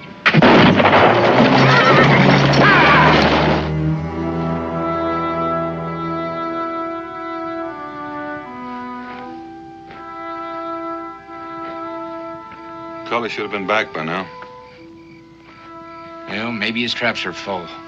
Yeah. Take more time. Yeah, maybe. Daniel. Ben! Daniel. He shot at me. Oh, Alex, he shot me out there. He done it. He just shot me. You're mighty lucky. He just creased you. He's running away. Got that wagon load of rifle parts and he's heading straight into Shawnee country. He's what? He said he's looking for a new life, and bang, he shot me. I've been out there for hours. You think you'll be up to traveling? Look, I'll be all right. Just give me a little bit. I reckon this is the end of running trap lines. We're gonna go after old Alex and that wagon before the Shawnee collect them both. We'll have to split up. What for? Well, there's no telling where he's left the trail. We'll scatter till one of us pick it up. And when one of us does? Well, we'll try to convince him his best place is at home. Listen, you ever try arguing with a lightning storm?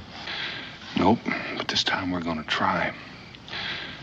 Ben, why don't you hide our gear in that old stump over there? I'll take care of his wound. Right. Let go of them horses, you lame bastard! What you doing? Let me alone, will you?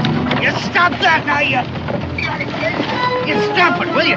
Come on, you heathens, you're gonna regret this the rest of your lives, I'm telling you. I'm telling you. Get away from that wagon! These are yours, old man? Sure they're mine, you bear-greased fool. They're my stock, they're my business. You can put these together? Of course I can. I've been doing it for more than 20 years. Now all of that is mine, and nobody gets a scrap of it. You'll have to fight me first.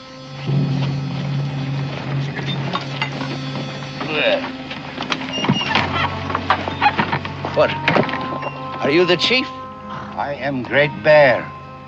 How old are you? Almost 8 times 10 winters have passed for Great Bear. That's nearly 80. You are much younger. Well, I ain't as ancient as... Well, now, the truth is good for the soul.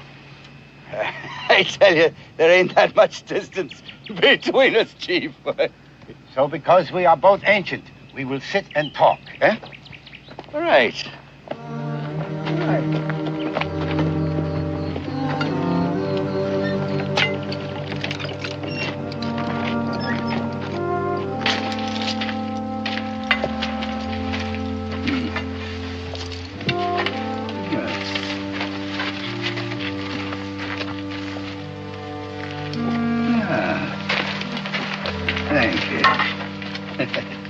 Well, your young people show respect here, don't they? It is natural. Among us, the fathers are honored. You ain't never been to Boonesboro, I tell you. You have come from Fort Boonesboro? Come. I left. And why? An old man ain't honored there at all, at all. He is like a dog left to go wandering on the edge of the camp, eh? That's right, exactly. A dog. I couldn't have said it better myself. He is like a bone thrown away, like a horse nobody wants. That's right. You know, we think like 2 peas in a pod. So you left? Well, I ran away. You know, I wanted to find a place that I could be useful in. You have left children behind, eh? A son and a daughter-in-law. They're the stumpheads. You know, all they wanted me to do was sit around in the sun and warm me bones. I know. Among the palefaces, they do not understand. There is much wisdom with the old, much to be learned from them.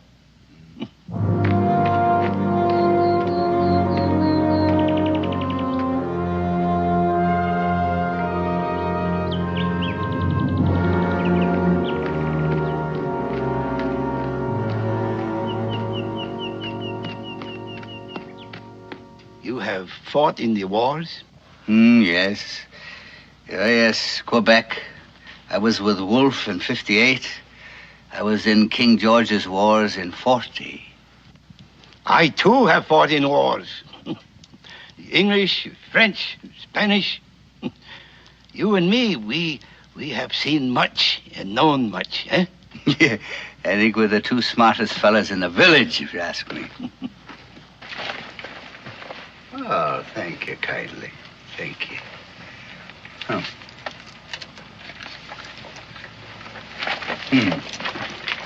Old man, among us, white hair is highly honored.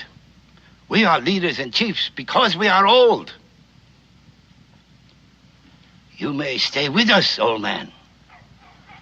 Stay with you? Live with us. Here you will be honored. Here you will get much attention. You will have position. You will work among us and be highly prized. Work? You will put the guns together for us. You will be sacred and valuable as a great chief. And you will be much respected. That is so. Well, why not? You know, I'd be listened to at least, wouldn't I? And I mean, I'd be useful in the world again. And I could say the things that I've learned and people could learn from me. Then you will stay? Yes, of course I'll stay. Of course I'll stay. I mean, from now on, I will live and work among the Shawnees. Brother!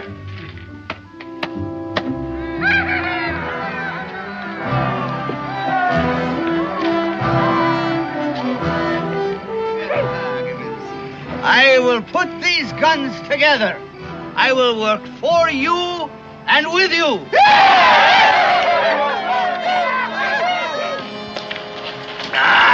Thank you, sir. All right. Now, where I was. Now, first, I swum the Susquehanna, and then I swum the Ohio. They ain't gonna catch me on that one again. No. And there, on the Ohio shore, I run right smack into that huge panther. The great cat of the forest. Yeah,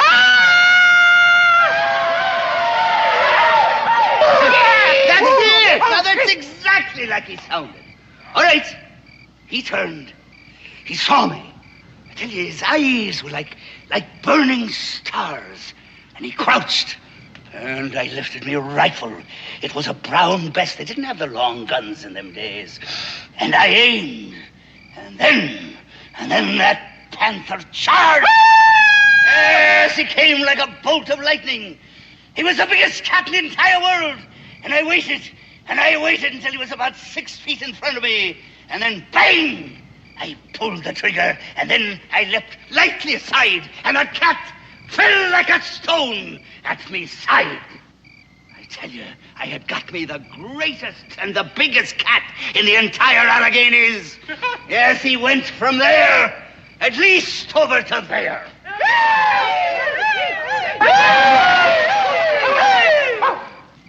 The Earth Spirit has sent us a great hunter, the feather. And now, to our brother, we give the hunter's feather. We honor the skill and courage of a great hunter. Our new brother is now a warrior. Well, thank you kindly. You will teach us, huh? How to hunt the panther your way. Of course I will.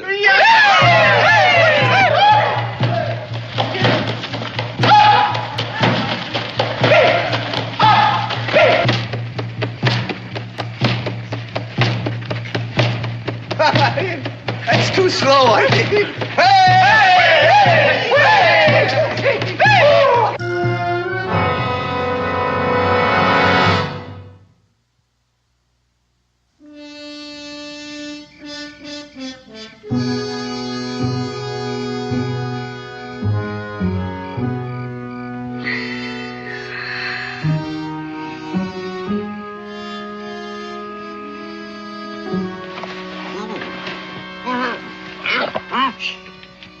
Daniel Boone, keep it quiet.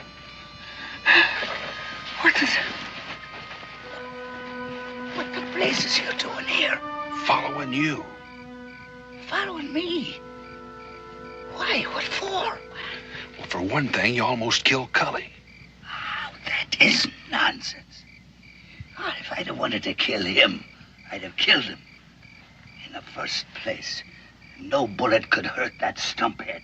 And in the second place, I aim very careful so as just to crease his head a little. Yeah. And here you sit feasting and celebrating with the Shawnee. Oh, what's wrong with feasting and celebrating? Nothing. Except you keep promising to fix those guns. What have you been spying on me? Listen, I don't take to people sticking their nose into my business. Well, it's not entirely your own business. I don't see why not. I haven't got time to argue. I've got to get you out of here. Get me out of here. Get you home. Oh, what are you talking about? This is my home. This is where I am living from now on. Here, they treat me as though I was still alive. Here, they know my worth. Here, they still respect old age. So this is my home. You really mean what you're saying? You're not just stalling him or tricking him? Of course I'm not tricking him. I never meant anything so hard in my life. See, these are my people. And like the Bible says, where they go, I will go also. They honor me. Is that why they've got a Shawnee standing guard outside your tent? He ain't guarding me. No, he's more like my servant. Now, that's right. If I want anything, he's up and away like a jackrabbit to do my bidding. Now, that is respect, my boy. You really mean to go through with this rigmarole? You're going to make those guns? Well, why do you think that I left Boonesboro? I wanted to find a life that I could be useful in. All right. Now, if the Indians make my life useful, then I am living with the Indians. And fair is fair. If they give me life, I give them guns. Do you know what they're going to do with those guns? Yes, they're going hunting. For people. They're going to use them to attack Boonesboro. That is a lie. Oh, sure. They honor you. They'll make you some kind of wizard because you can give them power. But those guns are a threat to Boonesboro. They're a threat to your son, your daughter-in-law. Old man.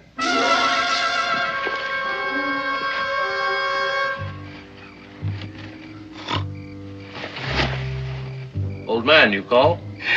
What's that? I hear voices. Oh, no, that must have been me. I'm sorry, son. I think I was just sleep-talking. It's a habit I got, you know. Now go away and leave me be. I want to go back to me snoozing. I want to finish a little dream I was having.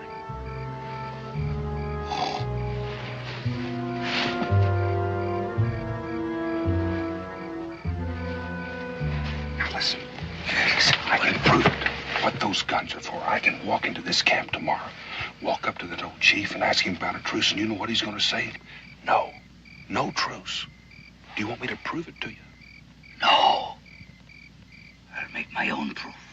All right. Tomorrow you ask the chief. No, don't tell me what to do. I don't need any help from you. I'll prove it in my own way.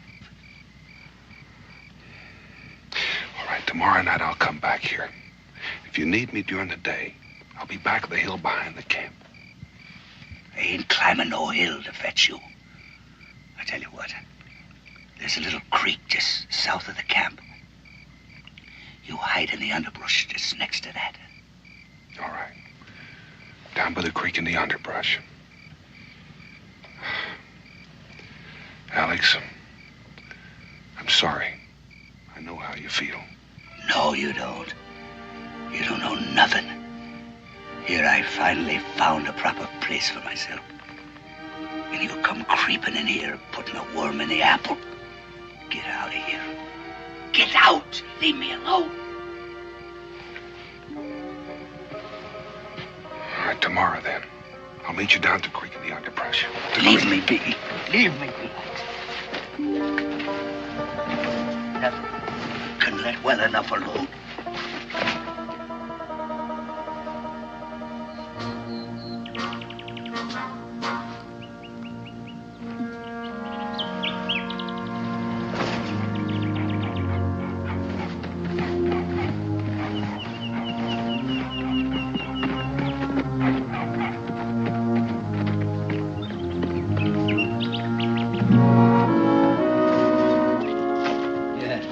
Good morning, my brother. You have slept well? Like a rock. I come to talk to you, Great Bear. Oh? Yes, thank you. You are troubled, my friend? Well, maybe. I don't know. I understand. I understand. I have been thinking much about my brother's happiness. He is alone, but he is still young and still a man. What? Loneliness is poor meat for a man. So today, I think I will send him a squaw, a fine girl, to take care of him. That is what troubles you, eh? What do you mean? Me a squaw? That's just what I need. So, you will start putting the guns together today. Isn't it? You see, that's what I wanted to talk to you about. Huh? It's a question about them guns. Now, we're brothers, right? And a man that can talk honest with his brother, can he not? A man should talk honest with everyone, my friend. Well, that's my sentiments, too. I am glad. Yes. Now, what is it about the guns? Well, now, are you going to, use those guns for a attack on Boonesboro? It is the young warriors who want the guns put together. And for Boonesboro. But it is not hard to understand. Do they not take our food from us?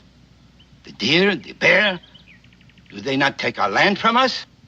Oh, yes. Do they not come as strangers and drive us out? Yes. Then they are the enemies of your Shawnee brothers, are they not? Yes. And they are your enemies, too. They laugh at you They make you feel as if you are nothing. They have driven you toward your grave. Is that not true? Oh, yes, that is. So, if we use the guns against them, what difference should that make to you? None. Not at all. None at all. Good. Then we are still brothers. And today I shall send you a fine squaw. Thank you kindly. Great Bear, thank you kindly.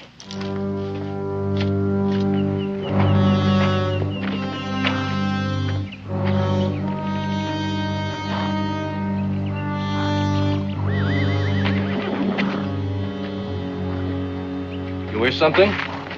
What? Does the honored one wish something? I wish to be alone. I'm thinking. Can't a man think in peace? You have decided? What? You have been thinking. You have decided. Now, what can Two Feathers do? Nothing, blasted, nothing. I've decided to take a bath.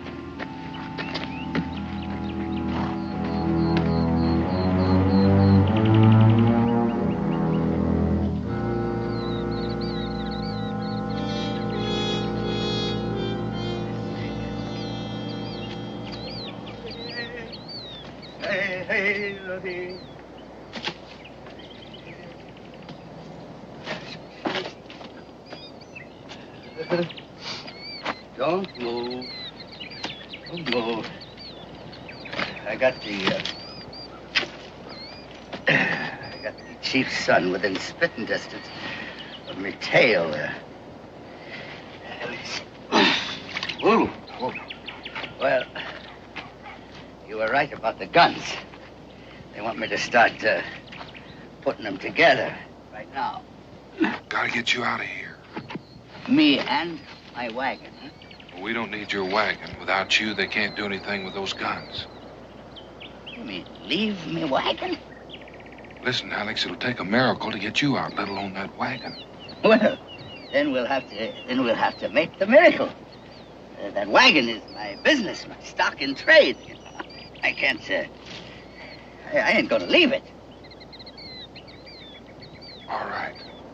It's not gonna be easy. Meanwhile, you better start working on those guns so they won't get suspicious. Well, maybe. Sam, do anything to the mechanism just so they won't fire. What do you mean? What do you mean, ruin my merchandise, damage it? Alex, this is no time to consider profit and loss. My family and yours are in danger. Now, you look, Daniel. If ever I am going to start me a new life someplace else, well, I need my stock and trade. I'm going to get my equipment and my wagon out of here intact. All right. I'll come to your teepee tonight and see what we can work out. Well, I would advise that. You see, the chief is presenting me with a squaw tonight. What? Well, so you just hide here in the rocks, and I'll find you, you know, and you take my orders, and I'll get my wagon out of here, all right? And what are your orders? Well, I ain't thought of them yet. When I do, I'll let you know. Well, that's all the washing I can do for the moment, with all that I got in me mind.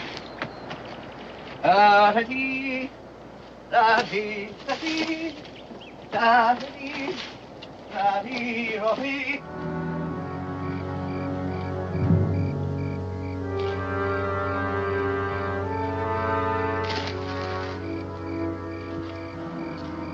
Daniel.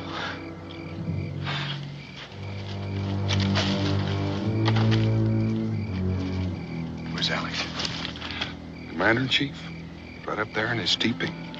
Commander in what? I'm just down here waiting for his orders. You got him prisoner, huh? You got him up there? Oh, we had to go up there tonight, now that teepee, and rescue the old buzzard. Not tonight. Why not? Alex's orders. He's entertaining. Enter. His squaw.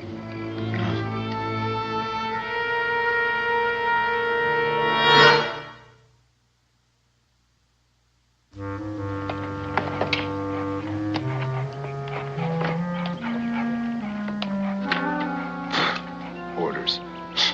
Can you beat that? we have to wait for orders. Oh, on account of that wagon. Yeah, that wagon's his life. It's one thing that makes him feel independent. Independence for him and more scalps out of Boonesboro. Well, whatever it is, it's happening now.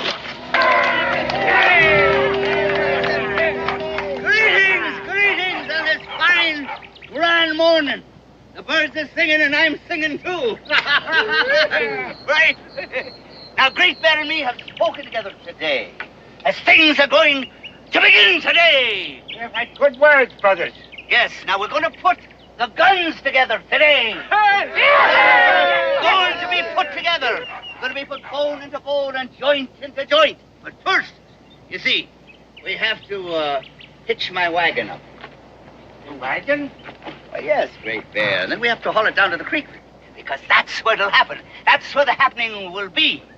Now, you didn't ask why, but that would be a smart question. Because we need a great target area, you see.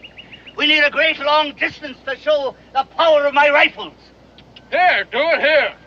What do you mean, maybe hit somebody or go through a teepee and hit a poor little papoose? No, this is a living area. It's not a target area. Am I not right? He is right. Harness up the wagon. Whatever he's got in mind, he's sure something.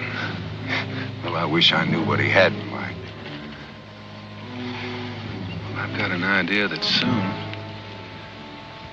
we're going to get some orders.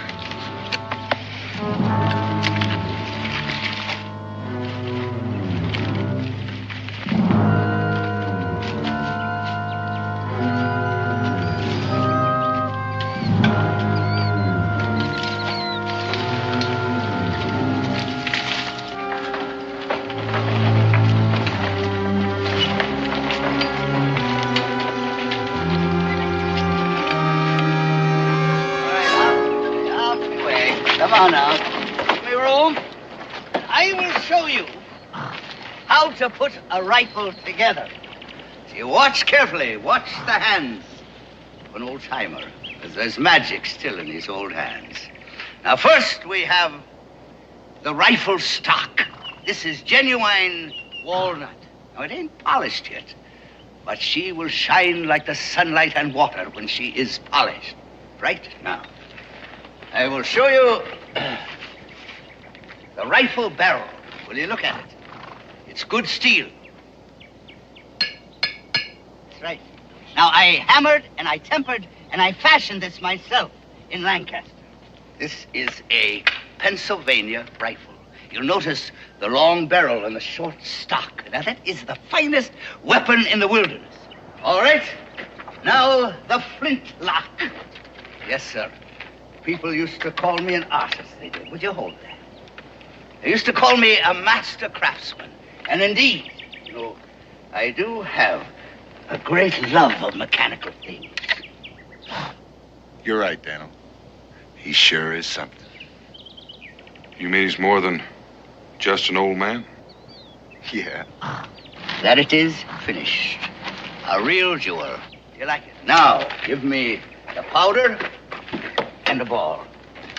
But first, hold that. Hold that now for 1 minute. All right.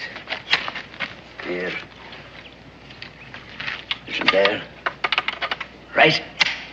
And a bit here. Oh. Here, hold that.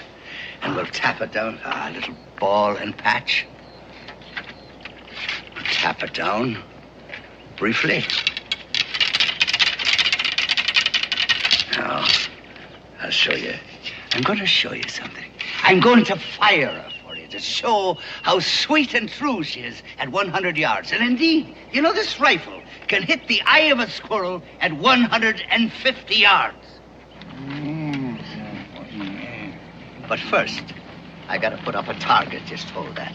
Give me this, please. This I am going to put at 100 yards away. Yes, on that tree there, across the little river. What you got in mind? I don't know. We better be ready.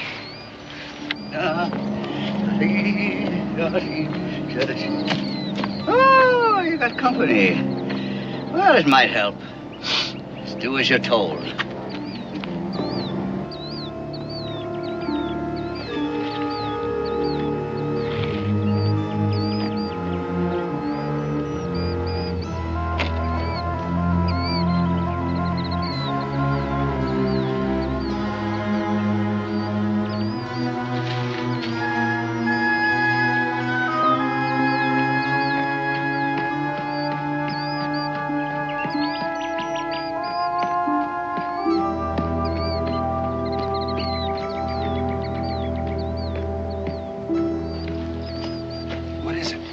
to do? I got a little surprise for them. I've been up all night making guns. What guns? I don't see any guns. Listen, all we can do is what he says. Follow orders. Of which there hasn't been one. Now, brothers, watch. Straight and true. Yes, sir, an old man is going to show you how he can still be steady and clear-eyed, even at 70. You watch. Oh, he can shoot. Seems like it's not the only thing he can do. A rifle like this, my brothers, is easy, it's quick to reload. And she still fires as good, and she stays accurate. Yes, sir. There ain't nothing like the Pennsylvania long gun. It is the finest weapon in the world, you know that. And it's as slick as grease. And it fires just as good at 100 yards, as easy as it can hit one at 6 inches. All right! Go ahead! Fire, you knuckleheads! Over their heads.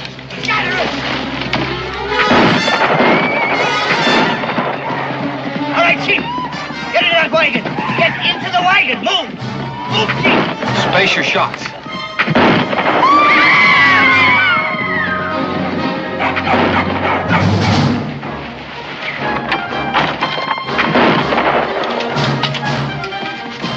Crazy if he thinks we can pull him off here. Keep back, my brothers. Keep back, I warn you. Look at that. Look, did you ever see anything like that? All right.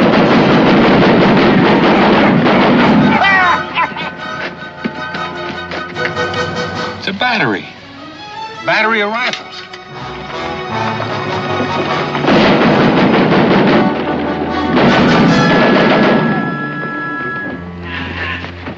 What are you doing, Pa? What is all this? What do you mean, what's all this? I caught him. Great Bear. That's chief of the Shawnees. Me, your pa, the old man, Alex Q. Hemming. And I saved me goods. What goods? Where? How? With this. And with these. Well, you great hero hunters. Did you ever bring back a catch like this, did you? And you still think I'm a windbag, do you? Well, answer me, will you? Answer me, you sawed-off stumps. Answer me! Who the devil cares about answering you? I got a score to settle with that Shawnee. That's a fact. He murdered my cousin. They burned my cabin and raided my home. I say let's lynch. Get back! Stand back! The first man that puts a hand on him will get a lead ball. You ain't learned a thing, have you? No respect for an old man. Alex! Oh, good man. You sure obeyed orders. Orders? I'll give you some orders. Alex, you sure messed things up. We got to get him back to his people and right away. I don't know what you're talking about. Why? Because if we don't get him back, they're going to attack us and we're going to be at war with their chief. You don't know what you're talking about. There ain't going to be a war. There's going to be a truce. A truce with the Shawnee? Anyway, what do you think I can't see further than the enemy knows? What do you think we was doing all the time we was riding here? We was talking. Yes, that's it. And me and Great Bear, we agreed. Agreed to what? The truce, man. A truce. We've both been living a long time, and we learned a lot. And we learned that there's no sense in a war. So we made a pact. And we're going to have peace. What my brother says is true. There will be no war. And this one, he's a very brave and wise old man. My God, I'll fix you. Son of a gun, Alex. All right. Thank you. Yes, and I could use a little nip, you know. My Blue Thunder, huh?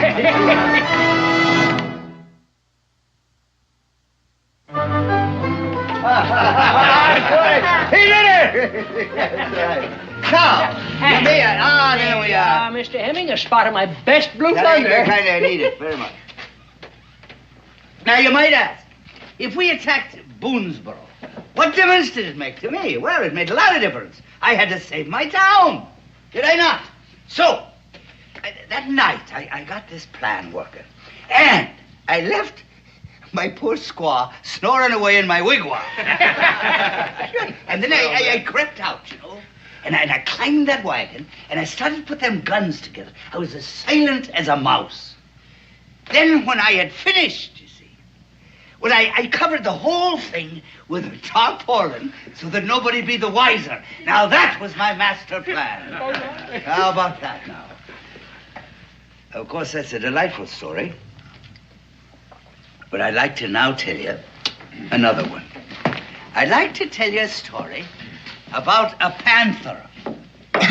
You mean the biggest panther in all the Alleghenies? The one you killed when you were a young man. That's right. You see, there he was, on the banks of the Ohio. He'd stopped for a drink. And I called to him. And he turned to me, and bang! I put a rifle ball through his eyes at 100 yards. 100 yards. Yes, sir. That panther knew who done him in. Alex Q. Hemming. That is who. Oh, we believe you. Hmm? Don't we, Dan? What we've seen today, right.